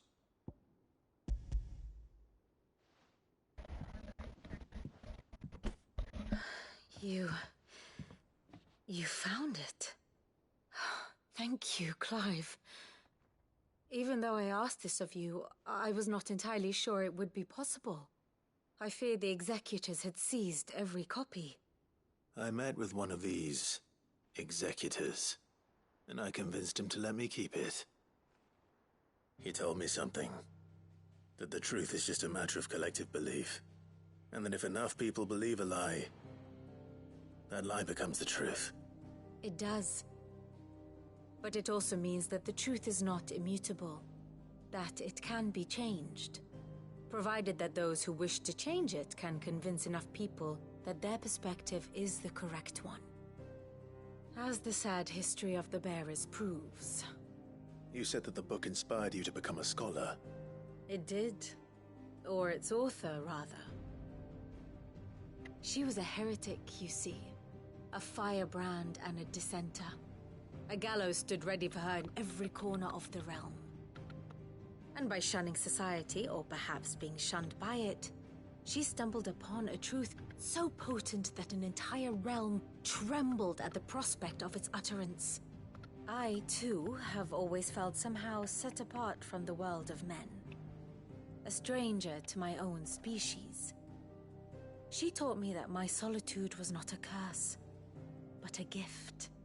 And that, though my journey to the truth might be a lonely one, what I found at my destination would be more than worth the cost. Do you still feel that way?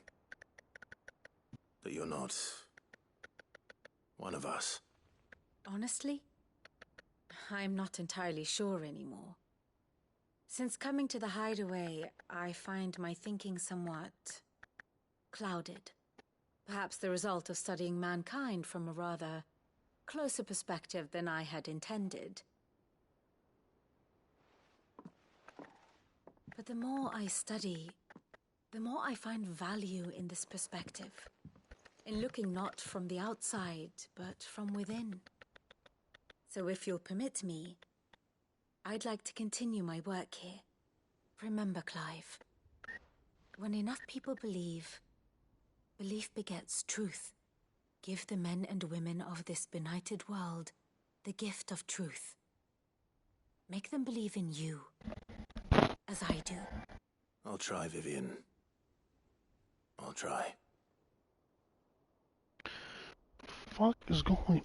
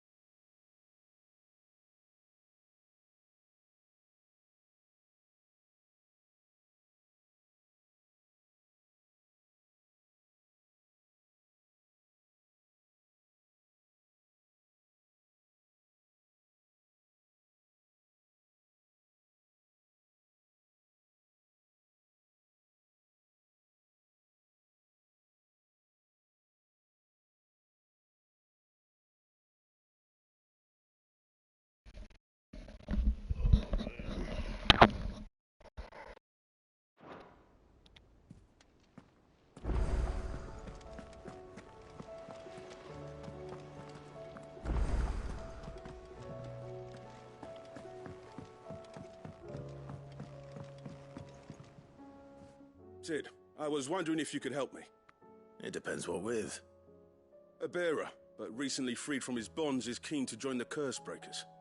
As you know, the work we do is not easy, which is why we test every volunteer's suitability.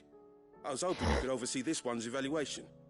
I don't mind, but why this one? Because he wants to be a scout. Our ranks are filled with men and women capable of breaking chains and putting slavers to the sword. But scouting, we're few with the nose for that, which is why we still rely so heavily on Gav.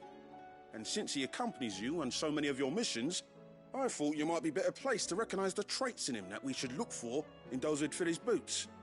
Sounds reasonable. So you happy to oversee the boys' test, then?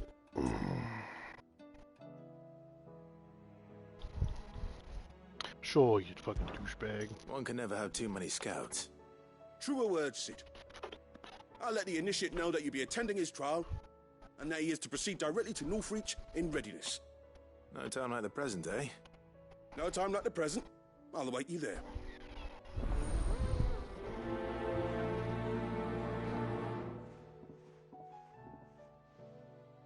Northreach. I suppose they could have chosen somewhere closer. Yes, sorry.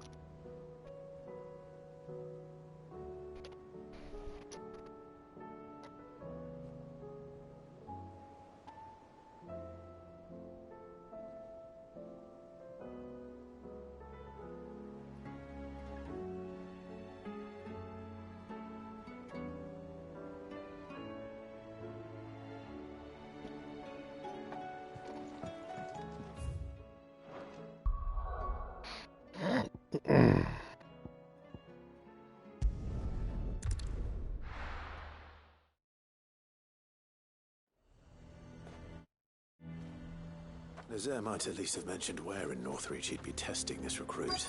Who'd you think?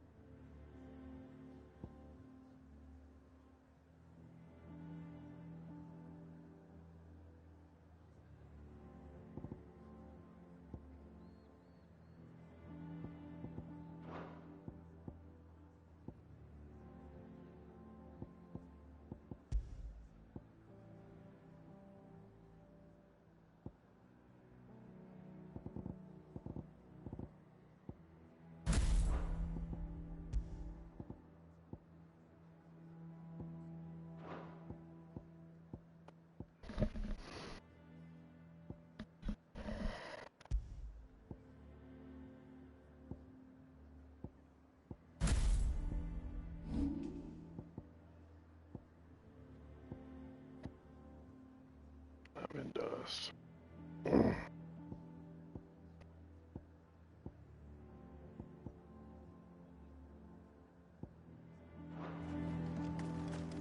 I'm nervous. Well met, Sid. This is the Initiate. Ember, present yourself. At your service, Master. Please, just Sid. There are no masters here. Your life is your own. Oh, of course. Thank you, Sid. The Sergeant says you'll be evaluating me at my trial. To become a scout, yes. You are aware of the dangers inherent in that role. I am. But I swore I'd face them. Just like the man who saved my life. And who would that be? Gav. It was him who found me and freed me. No magic, no support, just one man and his nose. Came and sniffed me out. It taught me what one man can do if he puts his mind to it. And I've been training ever since, so that one day I can be someone's saviour, just like Gav was mine. I'm sure he'd be flattered. You clearly have good intentions, Ember. And it sounds like you're under no illusions. Stick to this path and you'll make a fine Cursebreaker. So, what? Have I passed? You haven't even started yet. Now listen.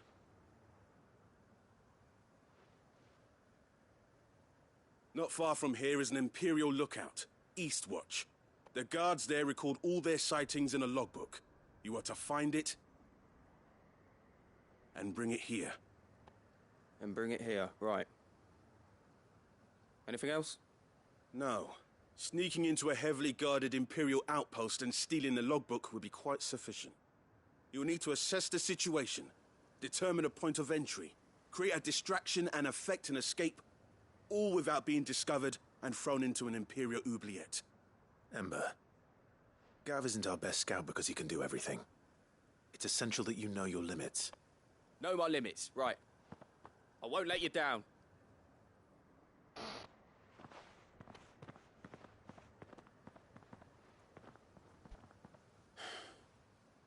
It shouldn't be. Hold on, bitch.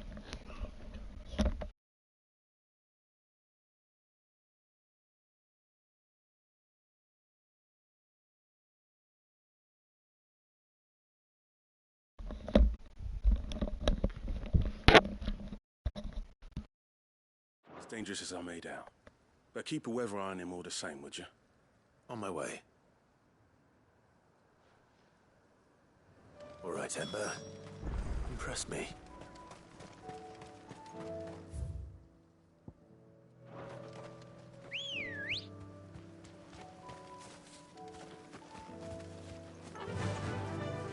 Faster!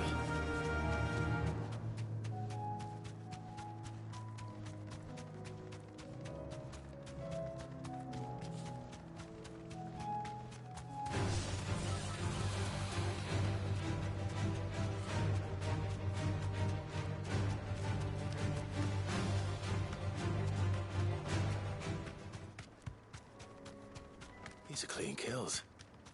Perhaps young Ember really is ready. Or maybe not.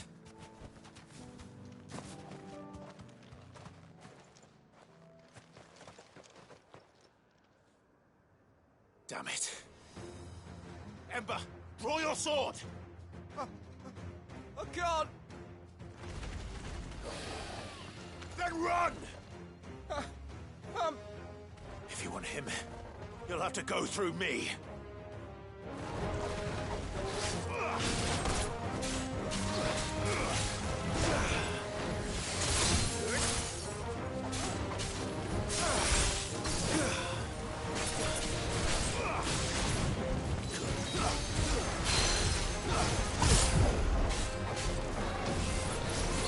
Too slow.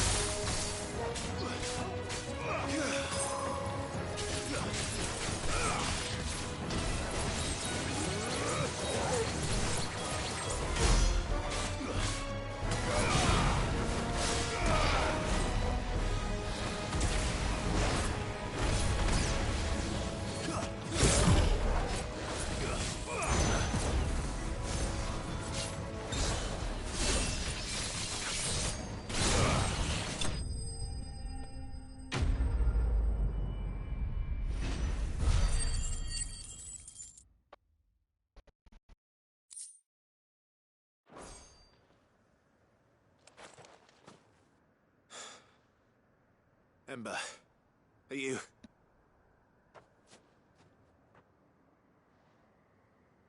Gone. Of course. Scouts really are a rare breed. Back to Northreach it is then. What a fucking vagina.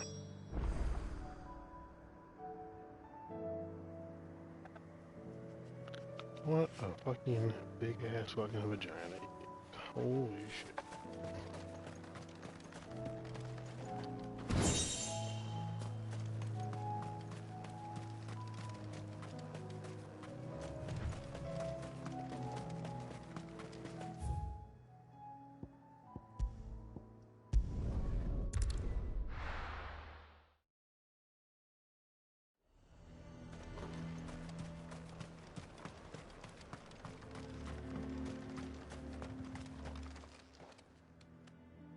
I didn't expect you back so soon. Where is Ember? How did he fare? I thought I'd find him with you. He must have fled. I followed him to Eastwatch, where I found him being set upon by a wild Avis. He was just standing there. Didn't even draw his sword. I had to step in and take care of things. But by the time I had, he was nowhere to be seen. I assumed he'd set off in your direction, but apparently not. I'm sorry, Sid. I knew the boy had a nervous streak, but he seemed like... The right man for the job? I believe this is the logbook you tasked me with retrieving. Eh? How did you... Don't you tell me you breached the tower while Sid was busy saving your skin. What? Wasn't that what you asked me to do? To bring the thing back without getting caught? He has you there, Nazaire. And he did it all on his own. But Sid, he did what he thought was best. And now I have to decide whether I agree. Of course. We'll await your evaluation back at the hideaway. Don't you leave my sight. Yes, Sergeant.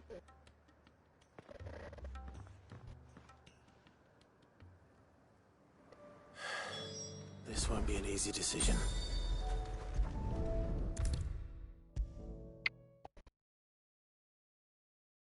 You should have seen him. The thing didn't stand a chance. Welcome back, Sid. Welcome back, Sid. Yes. Welcome back. Trip wasn't too much of a pain in the arse, I hope. Truth be told, it was me who suggested roping you in to help with the trial. But from what I hear, things didn't go quite as planned. No, they most certainly did not.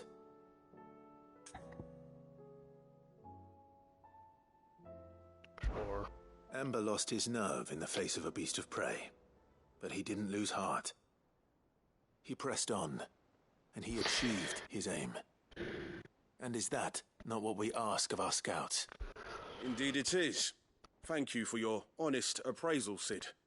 The fact remains, however, that Ember will not always have a battle-hardened warrior on hand to pluck him from the jaws of peril. All I have gleaned from this trial is that without someone watching his back, Ember is little more than a liability. Wait, Sergeant. Ember still has much to learn, it's true. And this time he was found wanting. But I'd say he's due a second chance, nonetheless. After all, he did do as you asked. With a bit of hard work, any hand can be made to hold a blade, and any mind can conquer its fears. But a scout's nose is different. You've either got one, or you ain't. Am I sniffing out that lot?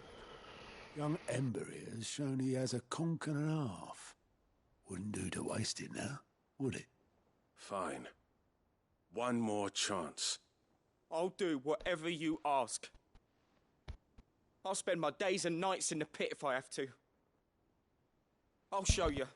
Just you wait. Daft as a brush, that one. But his heart's in the right place. Just like someone else we know. And if you ask me, we've been leaning on him for far too long. That time the curse breakers took some of the weight off his shoulders, I reckon. It couldn't hurt. Just don't tell Gav I said so, will you? I won't have him thinking he's been hard done by. Next thing you know, he'll be asking for a day off. Chance would be a fine thing. Back to work. Forgive me, Sid. This did not play out as I expected. Things really do these days. But that's why we need men like Ember more than ever. Men who can make the best out of a bad situation. Remember that. I will, Sid. Thank you.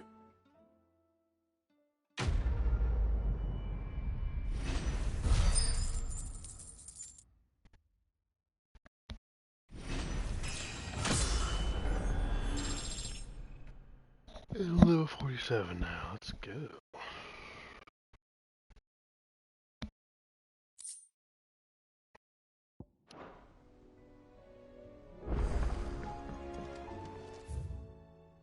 Still requesting goodbye.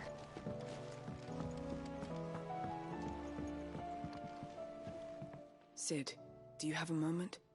By all means. It's my old master. Seems there's no escaping her. She found some way to send me a letter. And something else. Records from a Waluda prison. Seems they were keeping a lot of bearers there.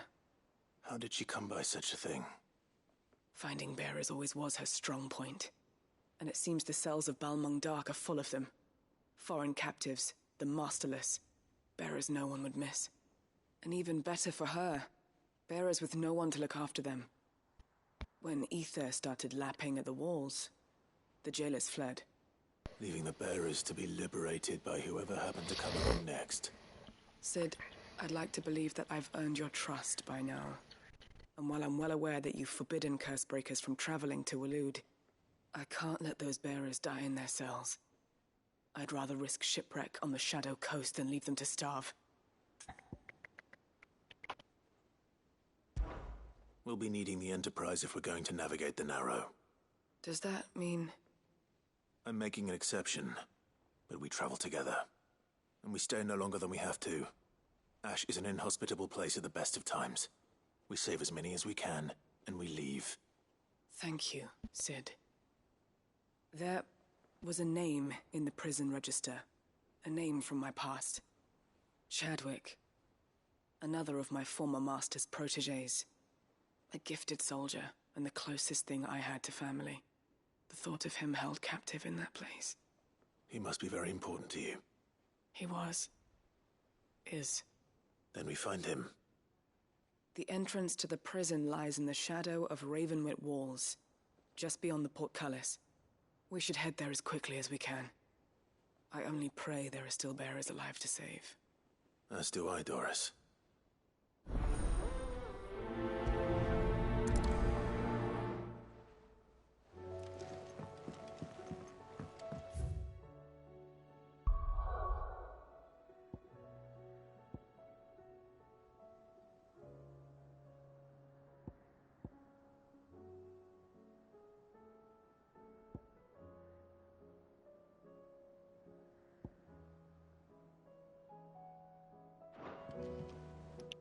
Idiot.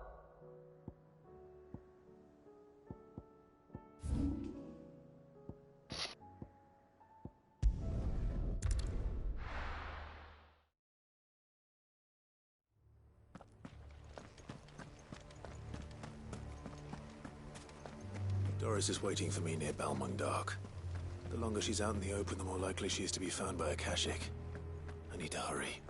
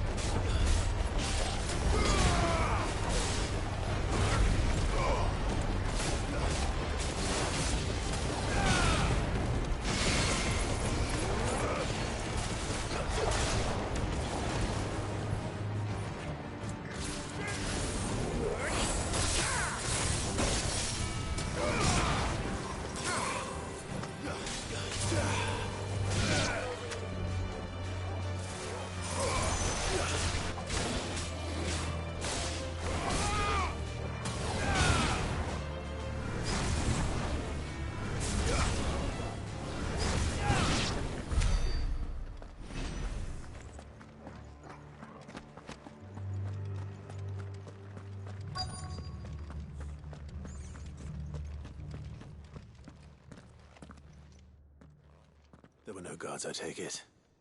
None manning the gates, no. It's a different story inside, though.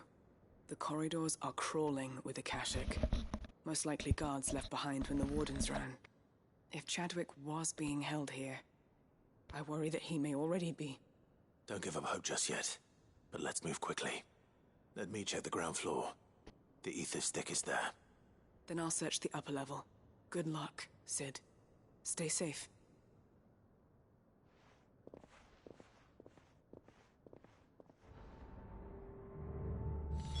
Just how bad are the floods inside the walls? Bad enough to turn a bearer? I hope not. We're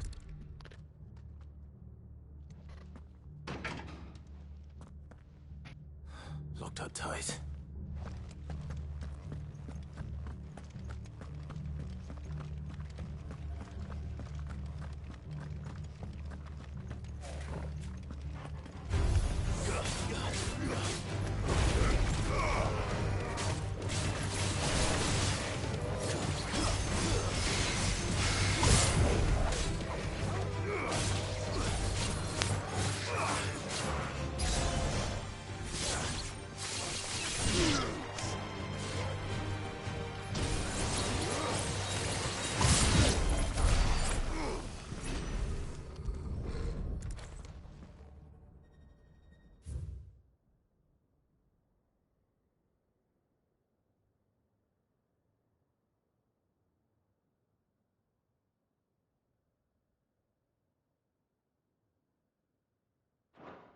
So this place was no ordinary prison.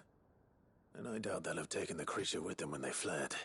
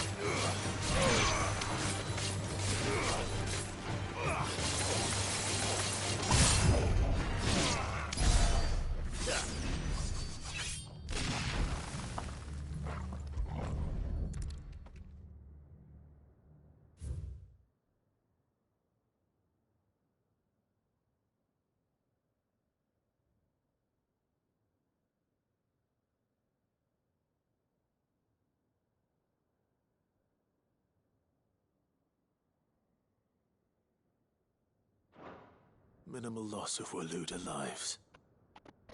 And what happens when they run out of bearers? Even the Imperials take better care of their branded than that.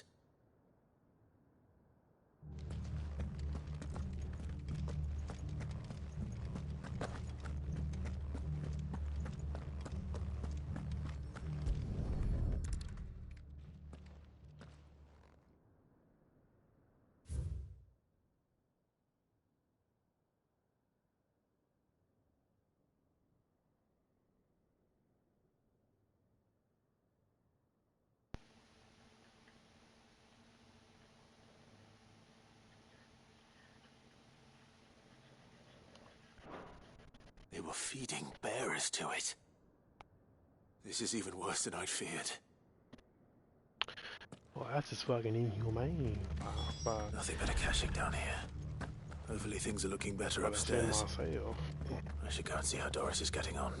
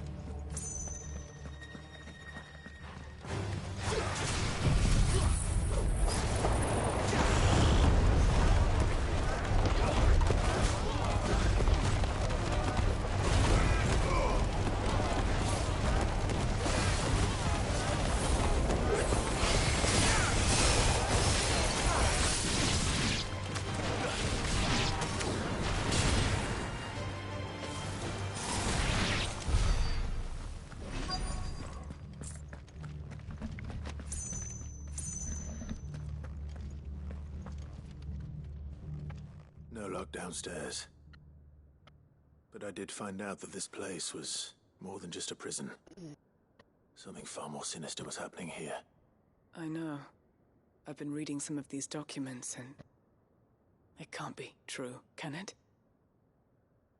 Bearers die every day in service of their masters, but this is so much worse. Pitting bearers against a wild beast armed with nothing but their wits? And all in order to bring about more death. And not just those who could fight, but the elderly, children even. And those who wouldn't or couldn't were disposed of. Whatever that means. I'm afraid it means they were fed to the monstrosity they kept here. Then we're too late. And I was a fool to bring you here. Don't say that. Did you find anything else? A key. But it doesn't fit any of the locks on this floor. Perhaps it will fit one of the doors downstairs. There's a corridor I haven't searched yet. Finish up here, then come and find me when you're ready. All right. I'll be there in a moment.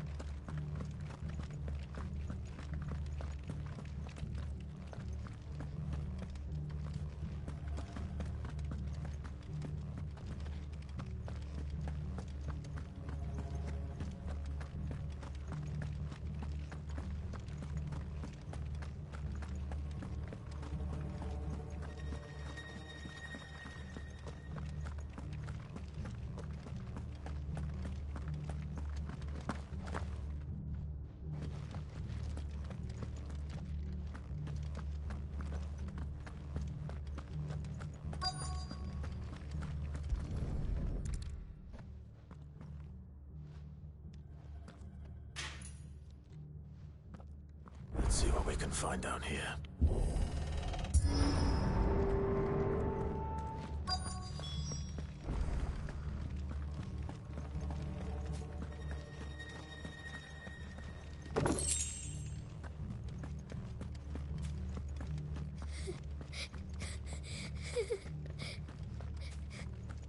A survivor.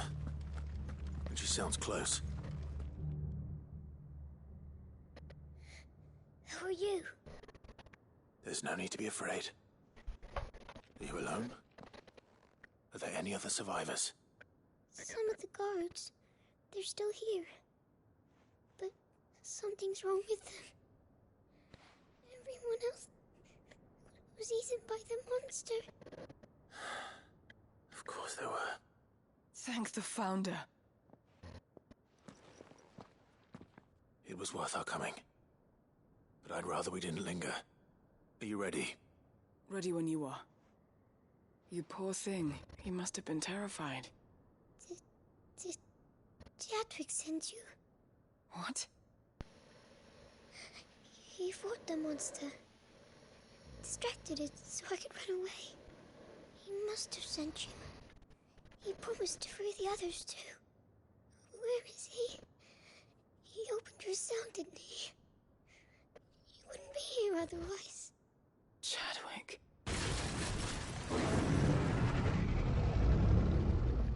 Was that? Monster's back! Chadwick, help! We have to get out of here. Doris, keep the girl safe. All right. You put that bearer-eating bastard in the ground. I indeed shall. It's out there waiting for me. I can't let it live. Not if it's got a taste for bearers. Oh, that's a big boy.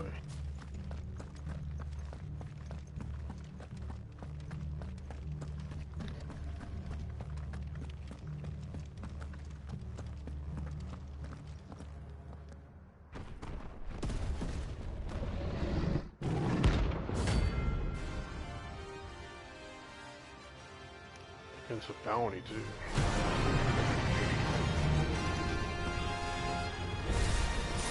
The beast will wreak havoc if it ever leaves the prison. I can't let that happen.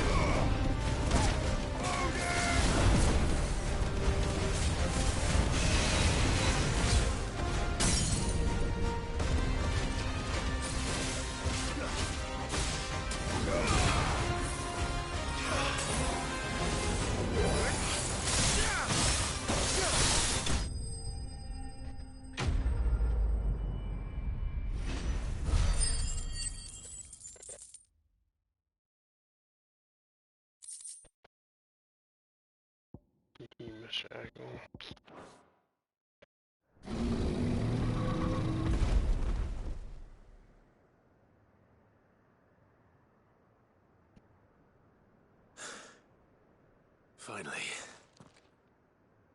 Sid, are you hurt? I'm fine. I think.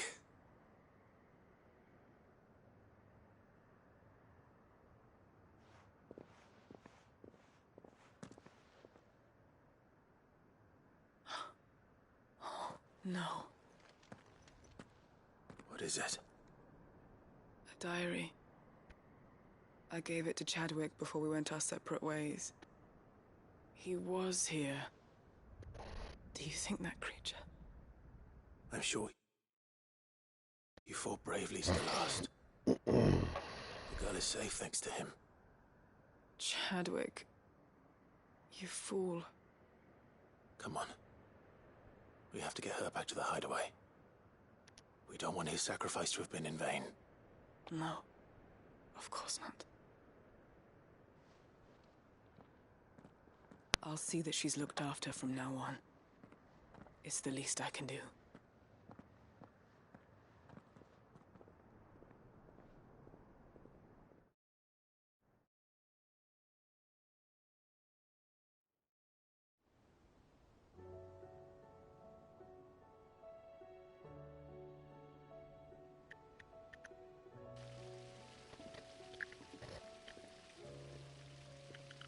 From what I hear, you've barely left the girl's side in days. I hope she's recovering from her ordeal. She is. Slowly but surely. She's far tougher than she looks. I thank the flames we found her. If we hadn't... I know. But we did. I'm sorry we weren't able to save Chadwick. There's no need to apologize. Without your help, I would never have found out what happened to him. How he fought to the bitter end to save her. To save Haida Marie. That's the man I remember. The man I thought of as a brother. I wish I could have met him. I'd like to hear more about your past. If you don't mind, that is. Of course. You already met my former master. She trained Chadwick and I to do two things. Kill and obey. We were supposed to be sold to the highest bidder when the time came. But no bid was ever high enough to convince her to part with us. For years, we were her daggers in the shadows. But we could never quite shake our doubts about the things she made us do. And then, one day, we just couldn't do them anymore. So we escaped. But staying together was out of the question. They would have found us too easily. After so many years of training, the pull to serve was always strong. It scared me to think he might have taken another master, become a dagger in someone else's hand. But even in captivity, the battles he fought were his own. And he died not as someone's tool, but as a hero. Haida Marie is proof of that. Bearers can cast off their shackles. And the Cursebreakers will show them how. I'll fight until my dying breath to see it done. For Chadwick, and for all of us. Thank you, Doris. We'll be counting on you.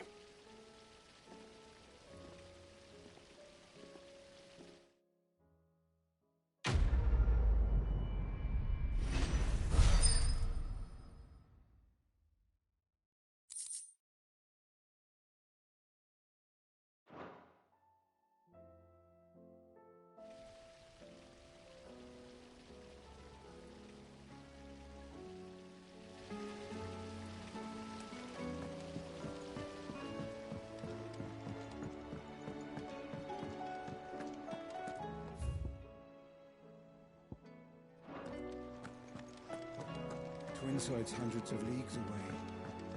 That'd mean the crystal is... How may I help you today, Clive? Is everything we've received and everything promised? Here you are. All done? I think I might try those.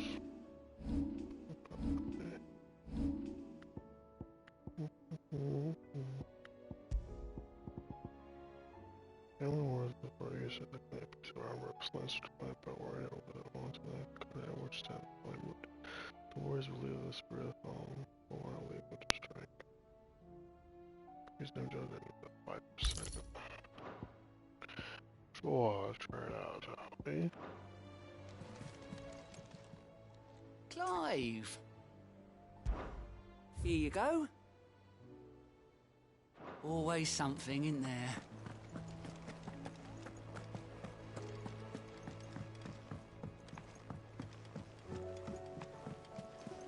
There's something about it.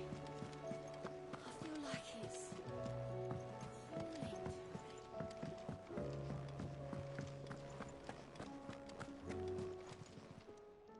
Aye, it's a dangerous world out there.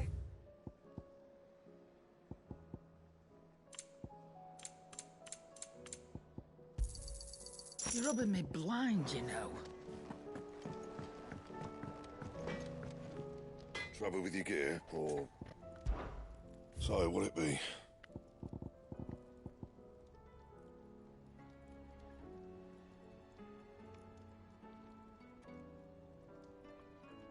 That it? Bro, like, I'm never gonna get that fucking sword, like, bro, like, the materials are just stupid and ridiculous. Come on, man. Ah, Clive. Joshua, what's wrong? And don't say nothing. It's... nothing. I've received word from Cyril. The Undying have found Father's will. Or something akin to it. His will? How and where? In the crypt beneath Rosalith Castle. After Kupka was kind enough to drive out the Imperials, the Undying took the opportunity to recover what relics of the Duchy yet remained. And in the process of doing so, they found a letter from Father. I'm surprised anything survived down there. Cyril asked that I join him in Tabor at my convenience. I have been meaning to go, but... would you join me? Of course. I want to know what's in that letter as much as you do. Very well. I am ready to leave when you are.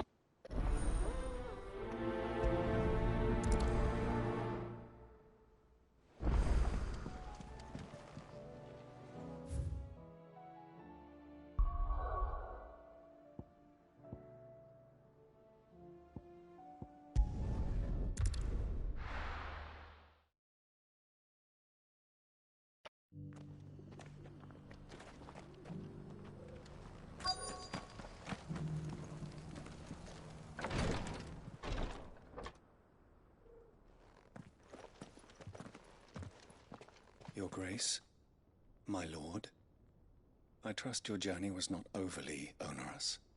Cyril, you found a letter from Father? Yes, I have it here.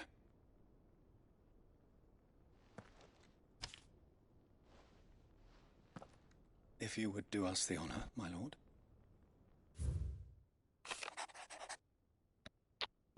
No, about much in this world. I see it. What's the future for do you in our family yet? Even should we succeed in subduing the savages and winning back, Drake's breath threat of our blight still looms, and only all the Rosaria's strive is one memory.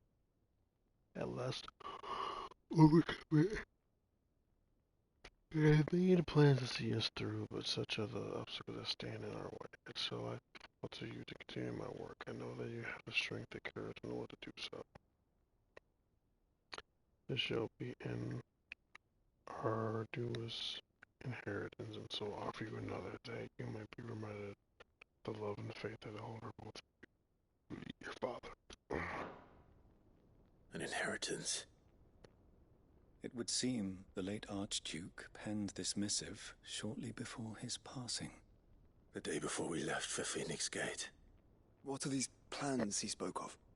His plans for the Duchy, Your Grace. Your father entrusted them to my predecessor, the former bearer of the Burning Quill, who entrusted them in turn to me. The complete emancipation of bearers is their stated aim. But your father's dream did not end there. His Grace also spoke of building hospices to care for those stricken by the curse, and the founding of a new university to further the development of non-magical technologies. With the blight spreading ever more widely across the Twins, Archduke Elwyn saw this as the only means of securing Rosaria's survival. He wished to see men and bearers treated as equals. To see centuries of common wisdom overturned. Small wonder he did not think it achievable within his lifetime. But he thought it achievable nonetheless. Had he not, he would never have written this message. Nor would he have entrusted his vision to his most faithful aides, those who would have stood with you, shielded you from the machinations of the less benevolent personages at court. It's a pity only they are still with us. 'Tis true that those most loyal to your father were the first to suffer the Duchess's wrath. But one at least remains, and she has come bearing gifts. What do you mean?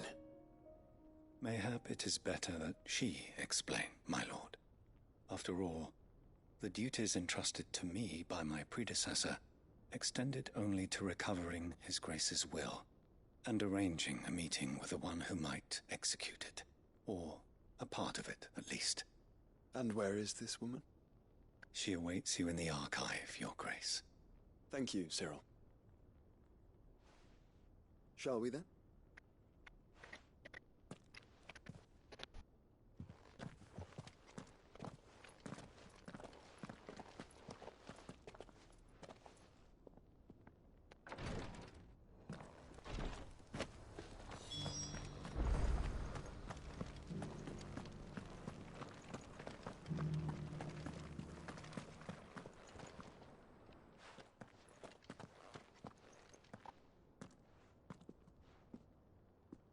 My lord, Your Grace.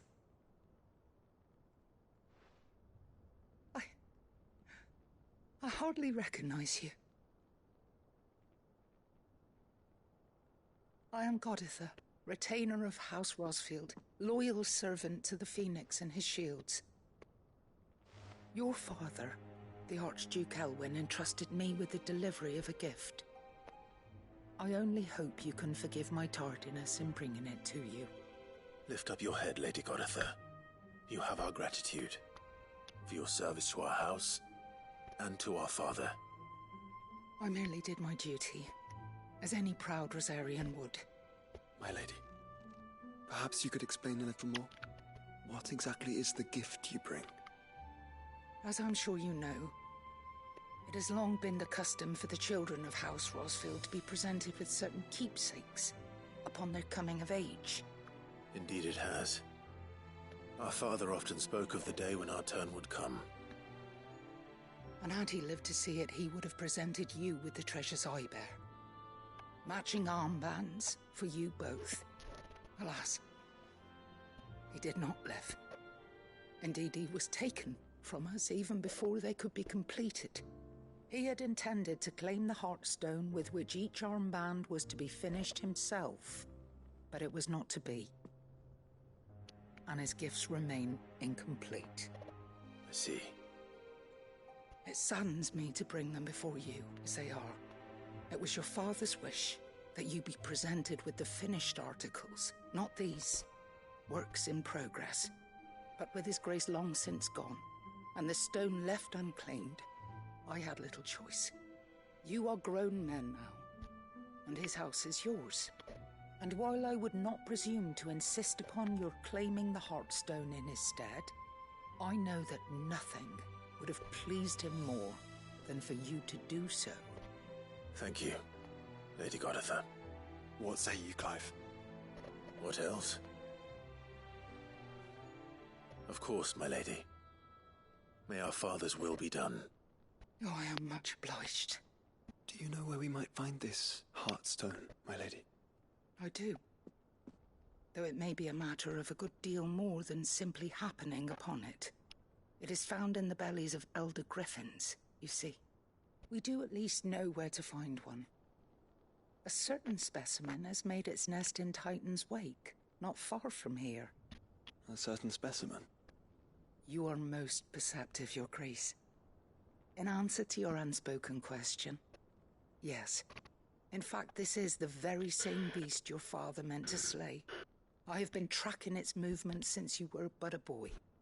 Were you to slay it in his stead, as men of House Rosfield, it would surely make your father proud. What say you, Joshua?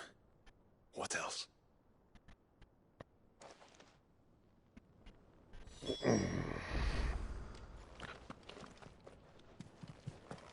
Titan's Wake is to the south of here.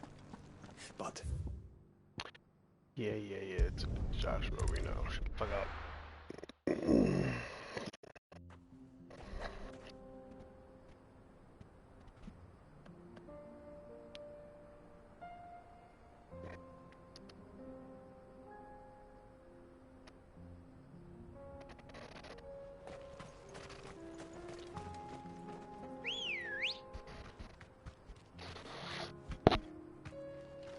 Come on.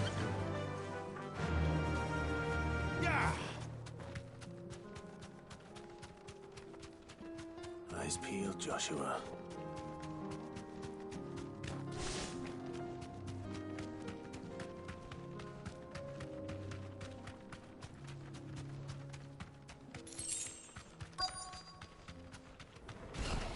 There it is. For House Rossfield.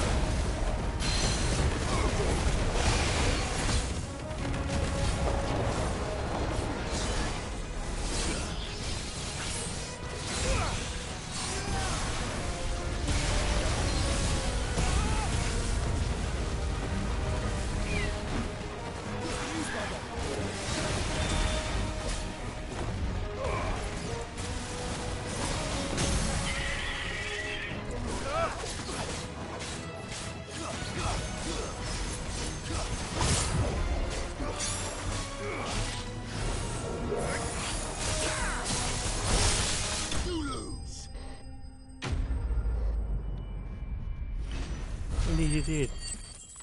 Fucking loser. Loser. Is this the Heartstone? I expect Lady Goritha will know.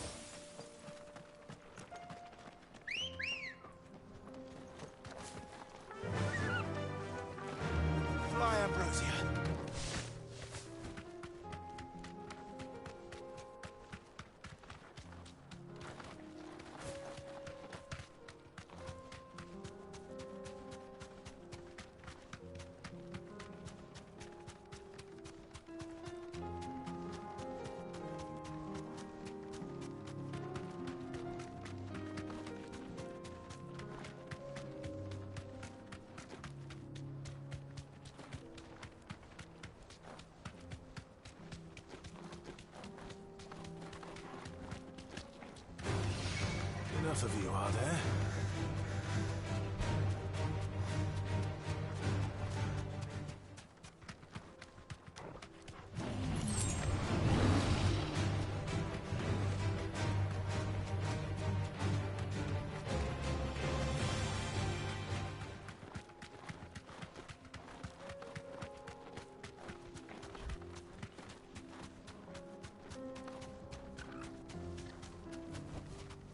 Back to the stables, girl.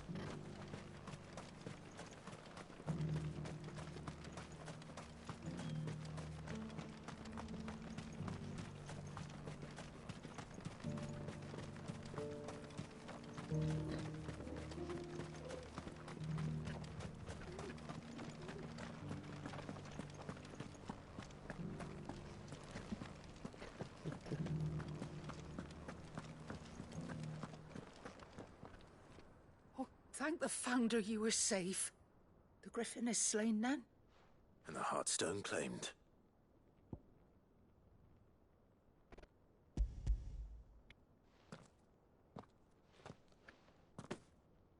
Yes. This radiant luster, like frozen flame. It is just as your father described it. Thank you, my lord. Your Grace. Your father would be so proud. Lady Goditha, the lapidary is ready. Thank you, Cyril. I will be with him shortly. If you would excuse me, I shall have the stone cut and set forthwith.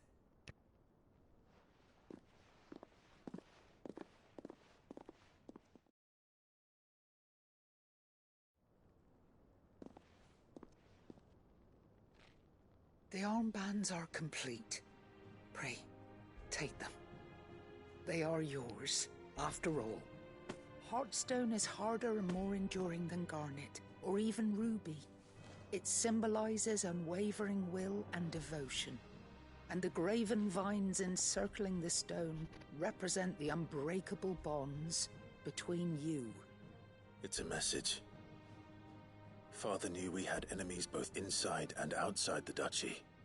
Enemies who would thwart his vision. Only with unwavering devotion would it ever be realized. And only if we stood together, as Phoenix and Shield, as brothers in arms, only then might those enemies be overcome. Indeed. His Grace knew the enormity of the task he would entrust to you, his heirs. But this was more than just a message.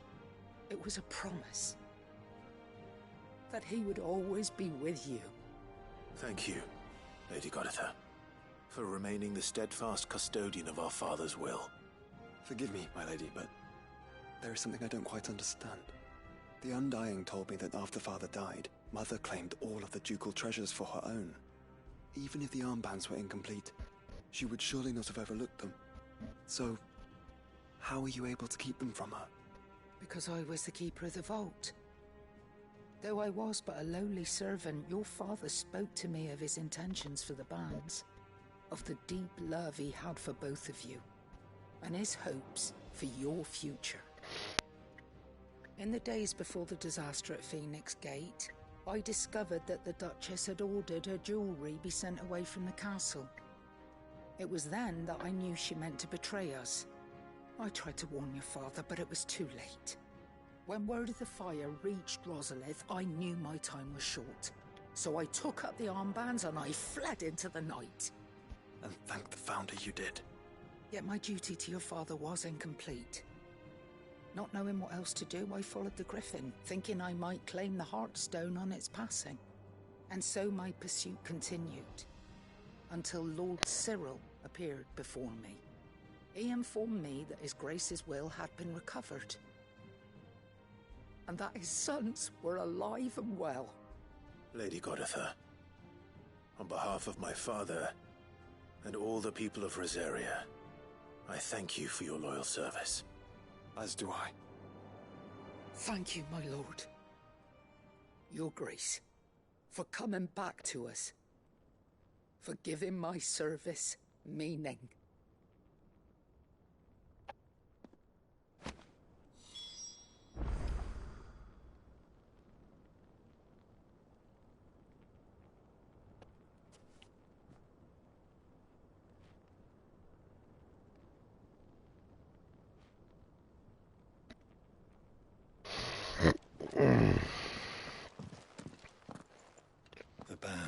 suit you well. It must be gratifying to finally receive the inheritance that was denied you for so long. It is. And we thank you for the part you played, Cyril. If you would permit me to play my part a little longer, might I suggest that you make your way to your father's memorial atop Hawk's Cry Cliff? Let him see that you have received his blessing, and that his vision lives on in you. I suppose it would be churlish not to. What do you say, Clive? Shall we pay Father a visit? I think we should. I was hoping to be able to offer him my thanks before we left for Origin. Your father's helm is enshrined there. It has been since the day we recovered it from Phoenix Gate. I prithee claim it, for it too is a part of your inheritance, and I do not doubt that your father would prefer it in your hands than perched upon some lonely rock. Thank you, Cyril.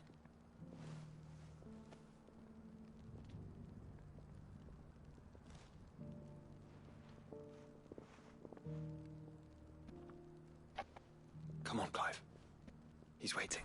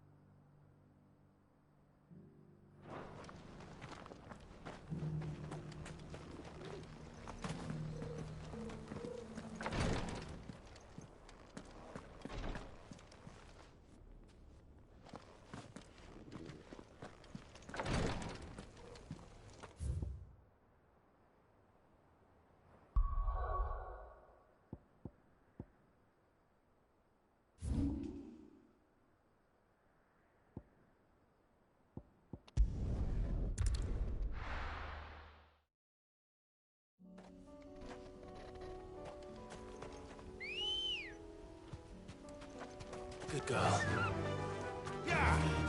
Unwavering will and an unbreakable bond. Do you really think we're strong enough? To save the world? Of course. We've overcome Father's political enemies. Of that I'm less certain. Especially knowing what we know now. What Mother was truly capable of. But perhaps these bands would have helped. Knowing he was with us made all the difference. Seriously?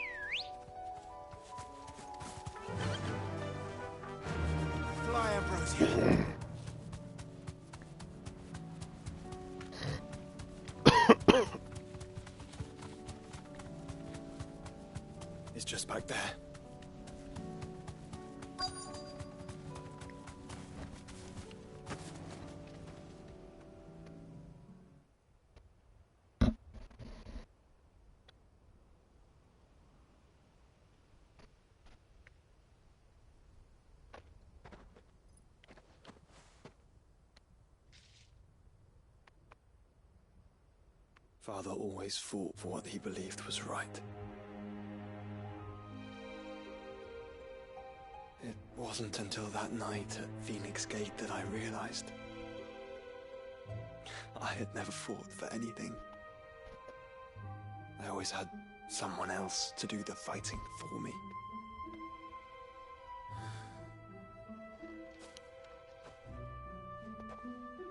No matter how fate conspired against him, he never lost heart, never looked back, never stopped fighting. To me, he was the greatest of men. And I've been trying to live up to his ideals ever since.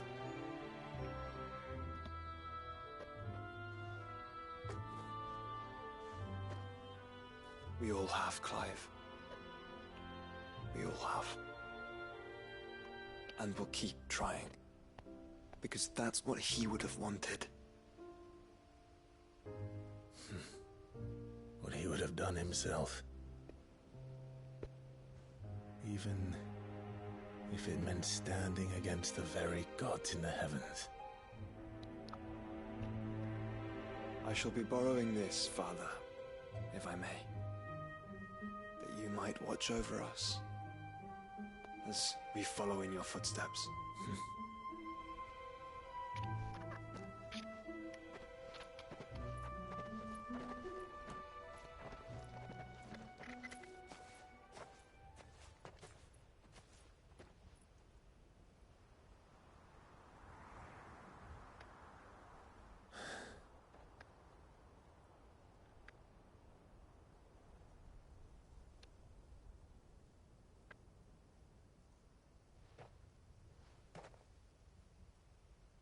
We won't lay you down.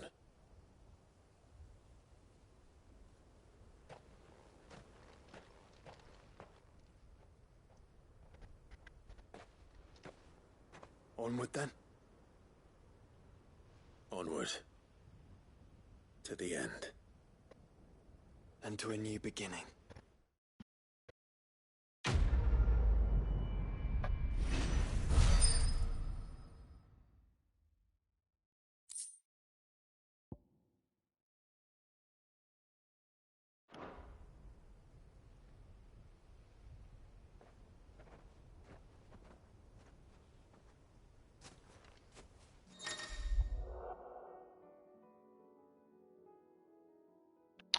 Judge has a joint hand. Judge was drunk like white or made him to depart in the world. Nice. Our bond is strong, Joshua.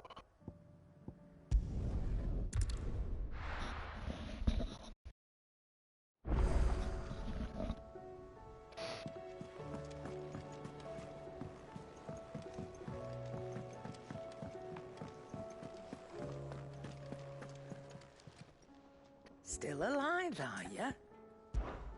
Go on, then.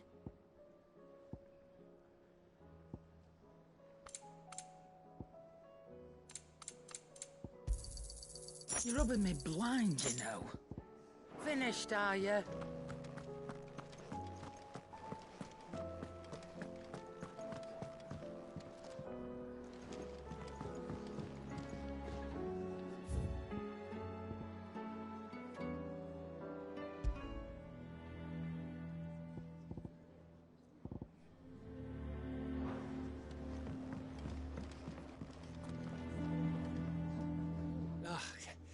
You all right? Something troubling you? No more than usual. It's just... Etta's baby will be coming soon, and I wanted to make something for it. I'm sure she'd like that. Back in the north, families would always make gifts when a bairn was on the way. Yeah, I'll let the little tykes know they were welcome in their new homes, like. So, what's the problem? Well, the problem is that Etta's due any day now. I don't know if I'll be ready in time. Is there anything I can do to help? You know, there just might be. All right then. What exactly are we making? A good luck charm. But not just any good luck charm. Not just any. No. One made from the feather of a silver chocobo. There's naught lucky in all the realm, or so we used to say back home anyway. Thing is, they're hard to come by. Had Otto and Karen check with their suppliers, but nothing. I'd try and track one down myself, only... Only the big day is fast approaching. And that's all you need, a feather. That or the bird whose horse it's attached to, aye. I was gonna start by asking around with traveling traders plying the northern borders. Well, there's no shortage of those passing through Martha's. I think I might make that my first port of call. I'll let you know if I find anything. You're a good friend, Clive. I won't forget this.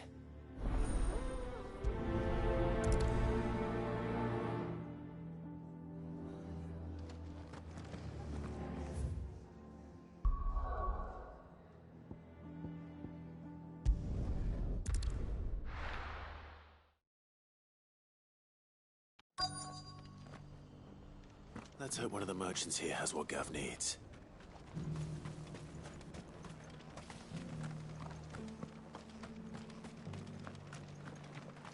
Just because the heavens have gone to wreck and ruin, it don't mean we have to. Now, let's get this stall set up. How do, traveller? You've the look of a man who could do with a new whetstone. Or perhaps a bawdy etching of the Vicerine.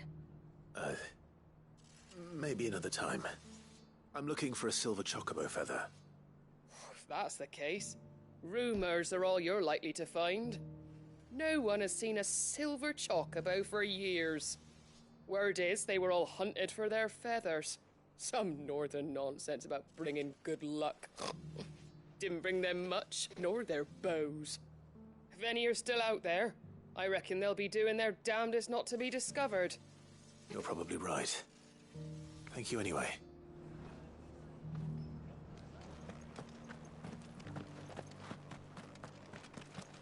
I've got greens of all shapes and Looking sizes. for shelter, are you? Colours too. Come on inside, I'll introduce you to Martha.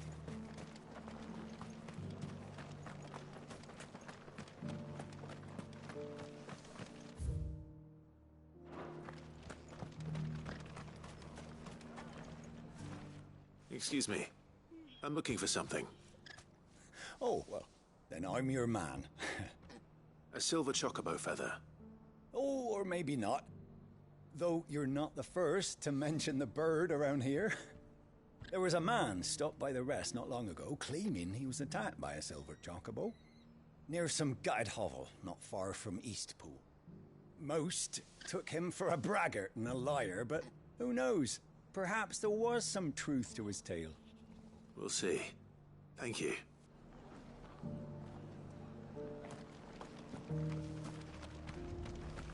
Look, Daddy. Shining so brightly. Isn't it pretty? Yeah. Pretty blown, sister.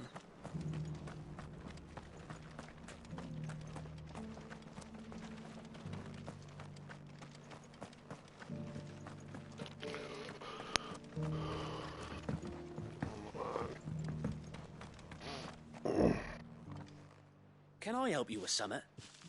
You wouldn't happen to sell silver chocobo feathers, would you? I deal in fruit, not fancies. But if it's fancies you're after, I suggest you try Rhiannon's ride. Was a silver chocobo seen there? Oh, yes. If you believe the ravings of a madman. It wouldn't be the first time. A silver chocobo sighted in the hills near Rhiannon's Ride. It sounds almost too good to be true. But since I'm already here...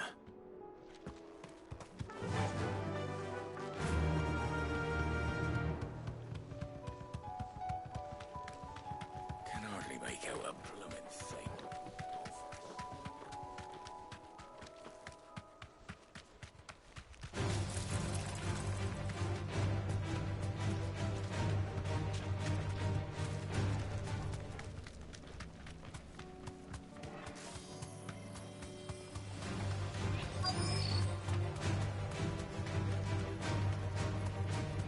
Tracks.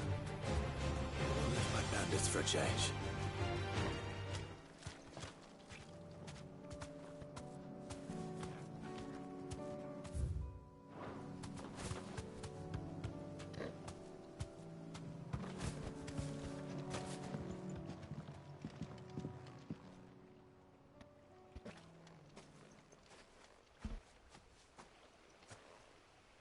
tracks. And these look fresh. The chocobo was here. And recently. Perhaps it still is.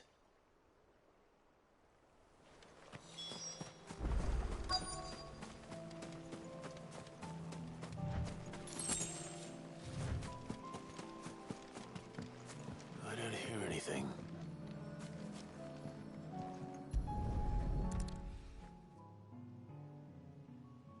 Well, I'll be damned.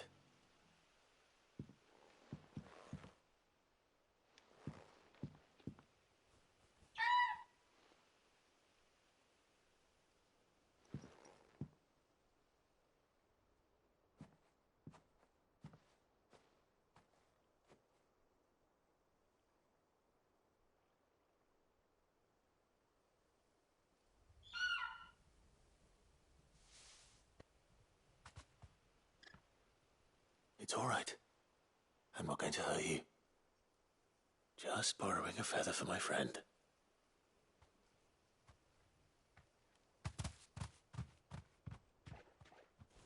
Thank you.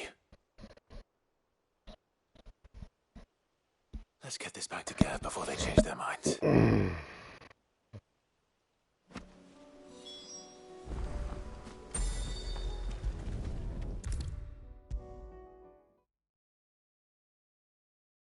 It was no trouble at all. Clive, you're back. How'd you get on? Any luck? Any luck, you say? Yeah. You got your feather, bro. Is this We what I got think it it. is? Where in the hell did you find it? It's a long story.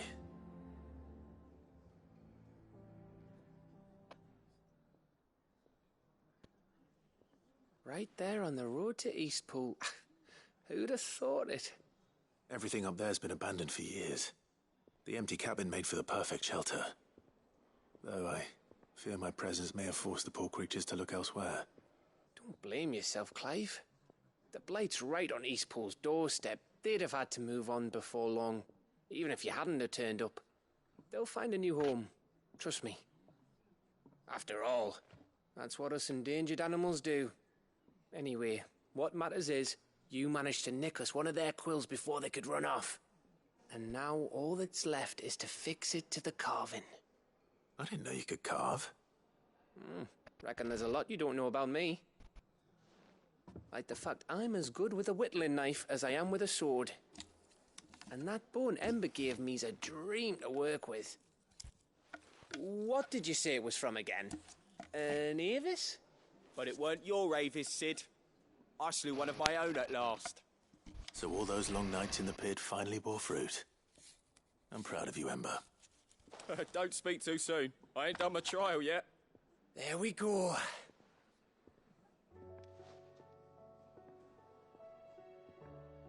What do you think? I think if you ever hang up your scouting cap, you'll be able to make an honest living. Oh, will I?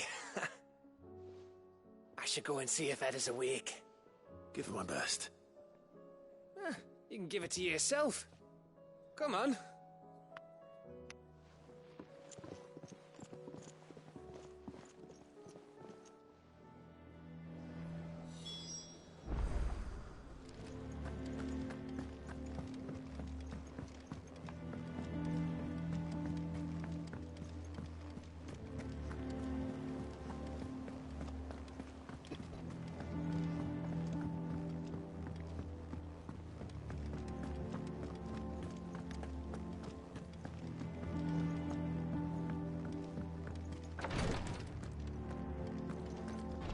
Ty's tea stop the fits.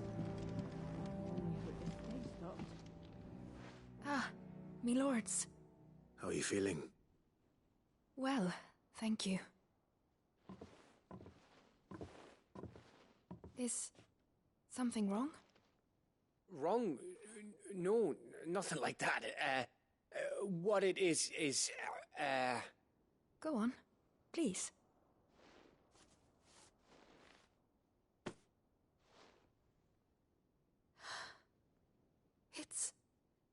beautiful. Did you make it? We did, aye. It's from all of us here at the Hideaway. Your new family, like. It's a good luck charm. We may come up north when a band's on the way. I mean a baby. To let him know that they're part of the family too. Oh, I hope you like it. I don't know what to say. I thank you, my lords, for everything. If there's anything you need, just let us know. I will.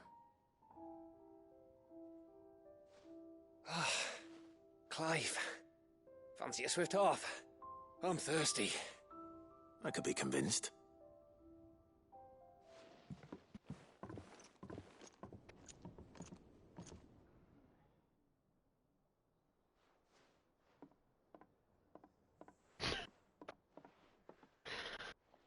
Oh, shit.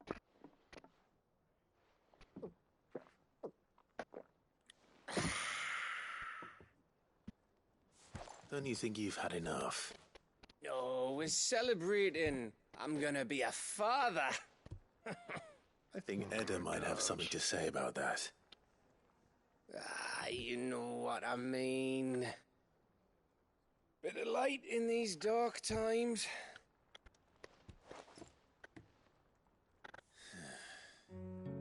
Wasn't long after me 10th name day, my mum told us she was with child again. I was over the fucking moon. I was looking forward to having a little one to lord it over, what with me being the runt of the litter. Thought I'd finally have a chance to prove to the world that I could be a big brother. Imperials came the day she went into labour. Had myself a baby sister. And then I didn't. Me whole family gone in a blink, while I hid in the cellar like the spineless little arsehole I was. Great brother I turned out to be.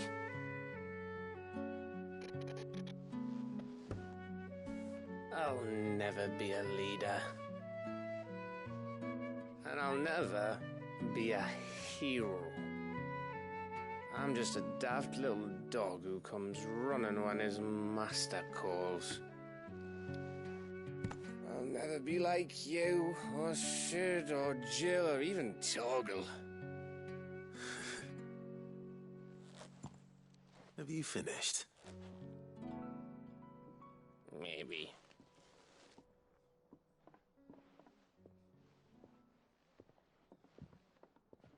Do you know why you're our best scout? Because you don't need anyone to hold your hand. Without your resourcefulness, your courage, your determination, I don't know where we'd be. Maybe hanging off a cliff like, That was only the once. Exactly. You learned from it. And here you are after Founder knows how many missions, stronger for everyone. And let's not forget Rosalith. Who was it who freed me from the dungeon? Who was it who ran to Jill's rescue? That would be me. Because you're our brother, Gav. My brother.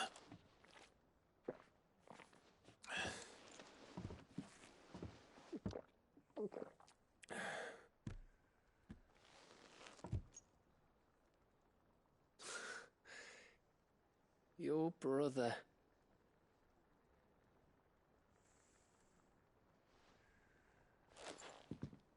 Which means that when the time comes,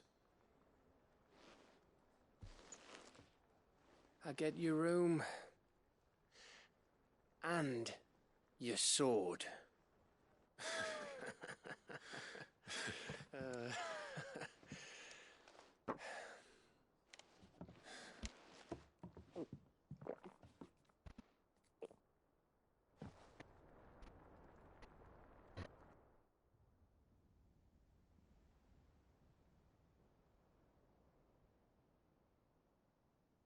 I may have had one too many.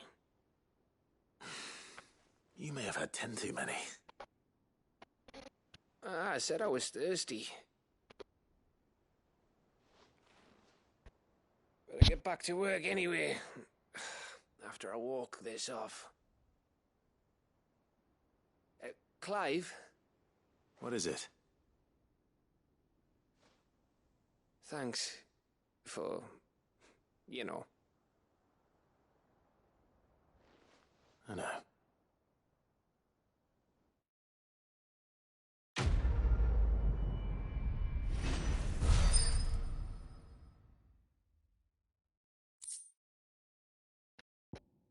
Winter Maze, waiting cloud chambers.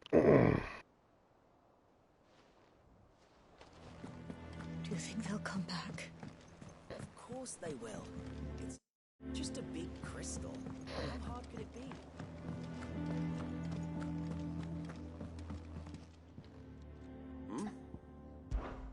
Clive, my boy!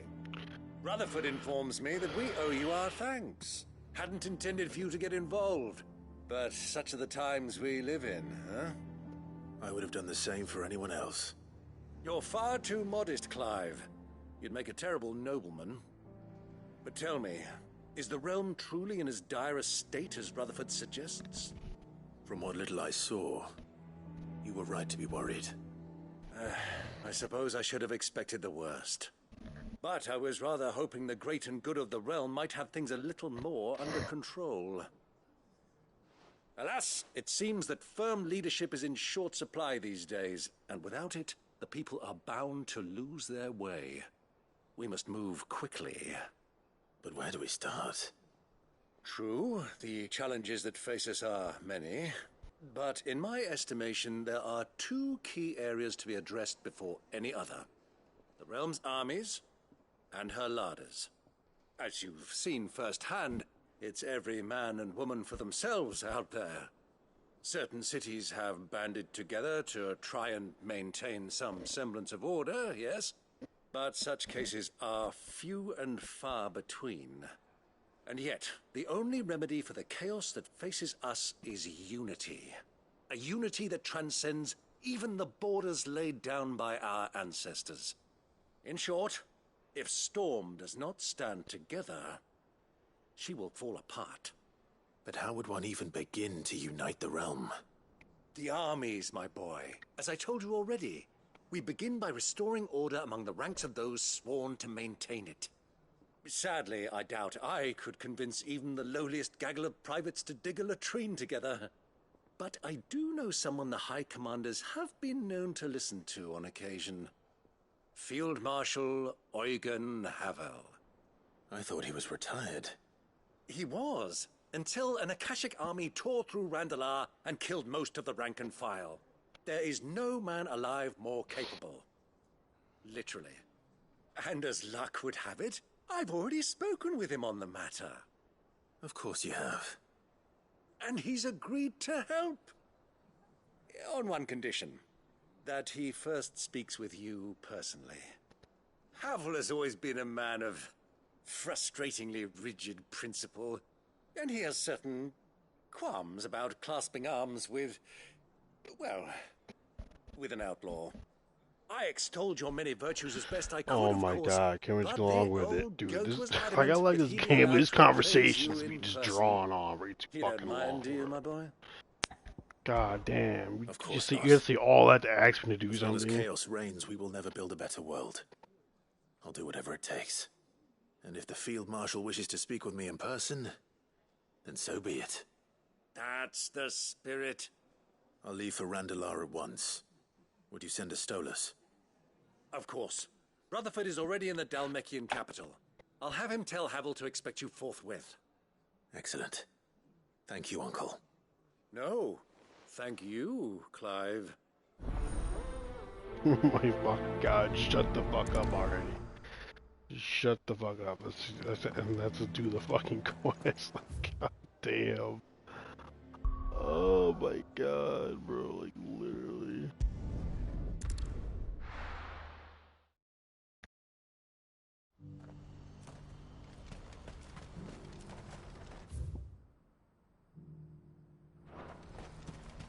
you see that too?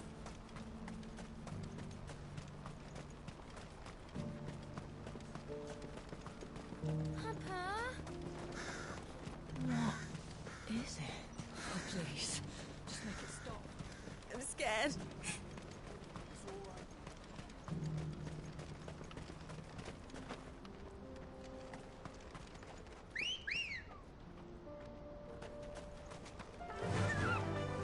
Run like the wind.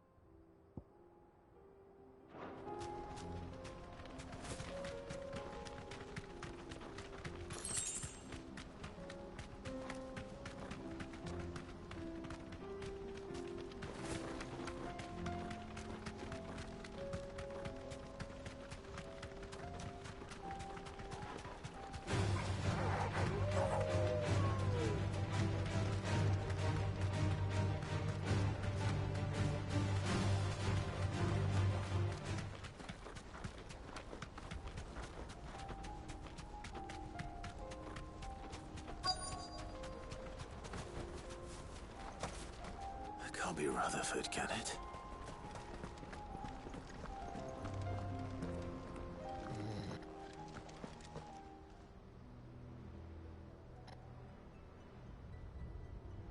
Turncoats and cowards, the lot of you!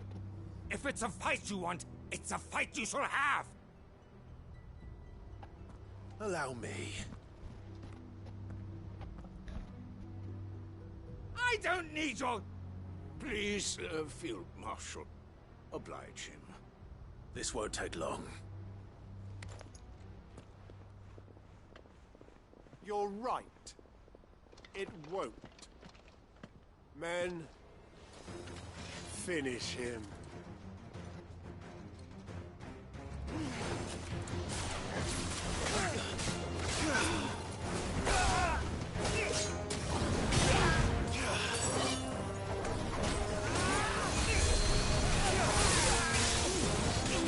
Nice try.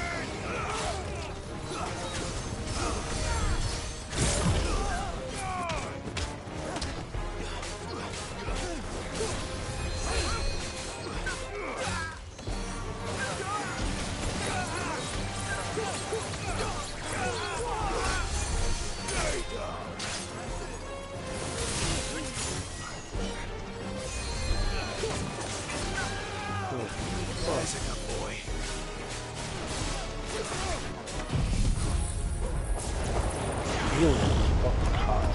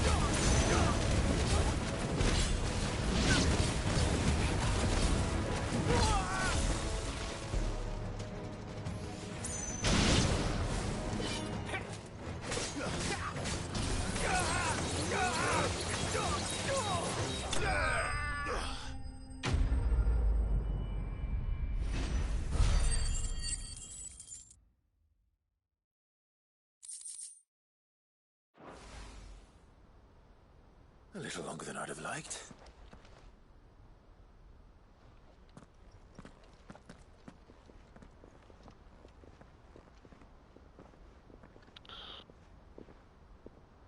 Field Marshal Havel, I presume. Are either of you injured? No, my lord. You arrived just as our escort turned on us. Fucking traitors.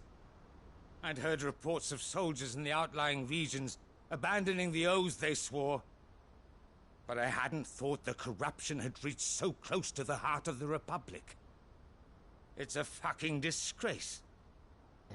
Your interfering old bastard of an uncle tried to warn me, of course. My lord Marquis. Or is Sid the Outlaw more to your liking? Call me what you want.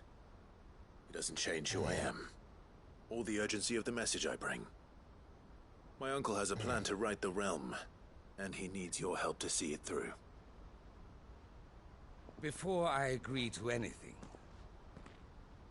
I'd have you answer one question. What do you stand to gain from all this? I won't deny that I might benefit from further chaos. But I seek a new beginning for all of us. And while the choices I've made may not always have been the right ones, I know I made them for the right reasons.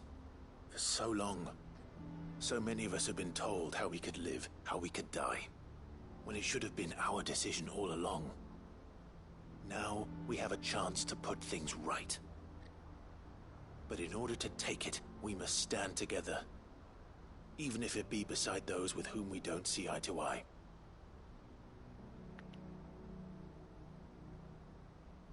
Certainly not the words I expected from an outlaw. But perhaps your uncle was right. You are no ordinary outlaw. I'll never hear the end of this. All right. I'll start by ordering my most trusted guard to bring the Dhalmekian fringes under control. Next, I'll make contact with my counterparts in the Imperial Army and see if I can't convince them to try and restore order in their own territory. Thank you, Field Marshal. But they are not the only ones we will need to convince. What do you mean? I don't doubt that I can bully some sense into a few generals. But those they answer to require a different kind of persuasion. And when it comes to honeyed words, well, we will need an envoy. One who can court even the most stubborn of statesmen. You, perhaps. I'm flattered. But I'm no diplomat either. And I have other problems to attend to. What we need is a skilled arbitrator. And I may know just the person. Is that so? And would he happen to be an outlaw too? Of a different kind, perhaps. Well, beggars can't be choosers. I suppose we'll all have to find a little of the outlaw in ourselves if we're to make it through this. Very well. Send your man to me right away. I shall.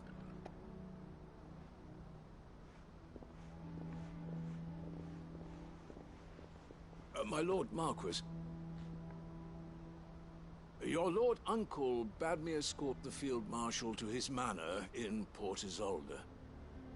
And I will see that my associate joins you there. Very good, my lord.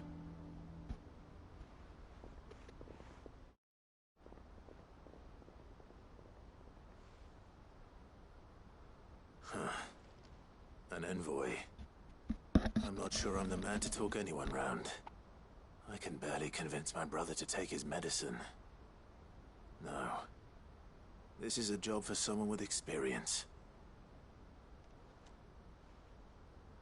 Someone like Quentin.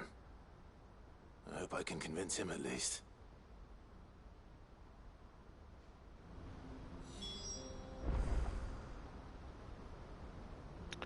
Alright, well, we're gonna end stream here. I'm gonna get some rest. I'm kind of fucking sleepy right now. I'll be back streaming again though,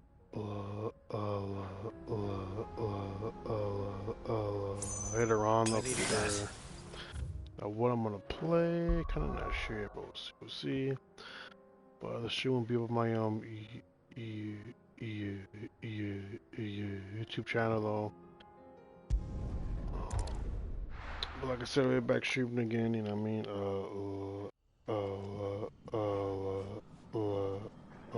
Later on. So yeah. Peace out on much love for now. Bye.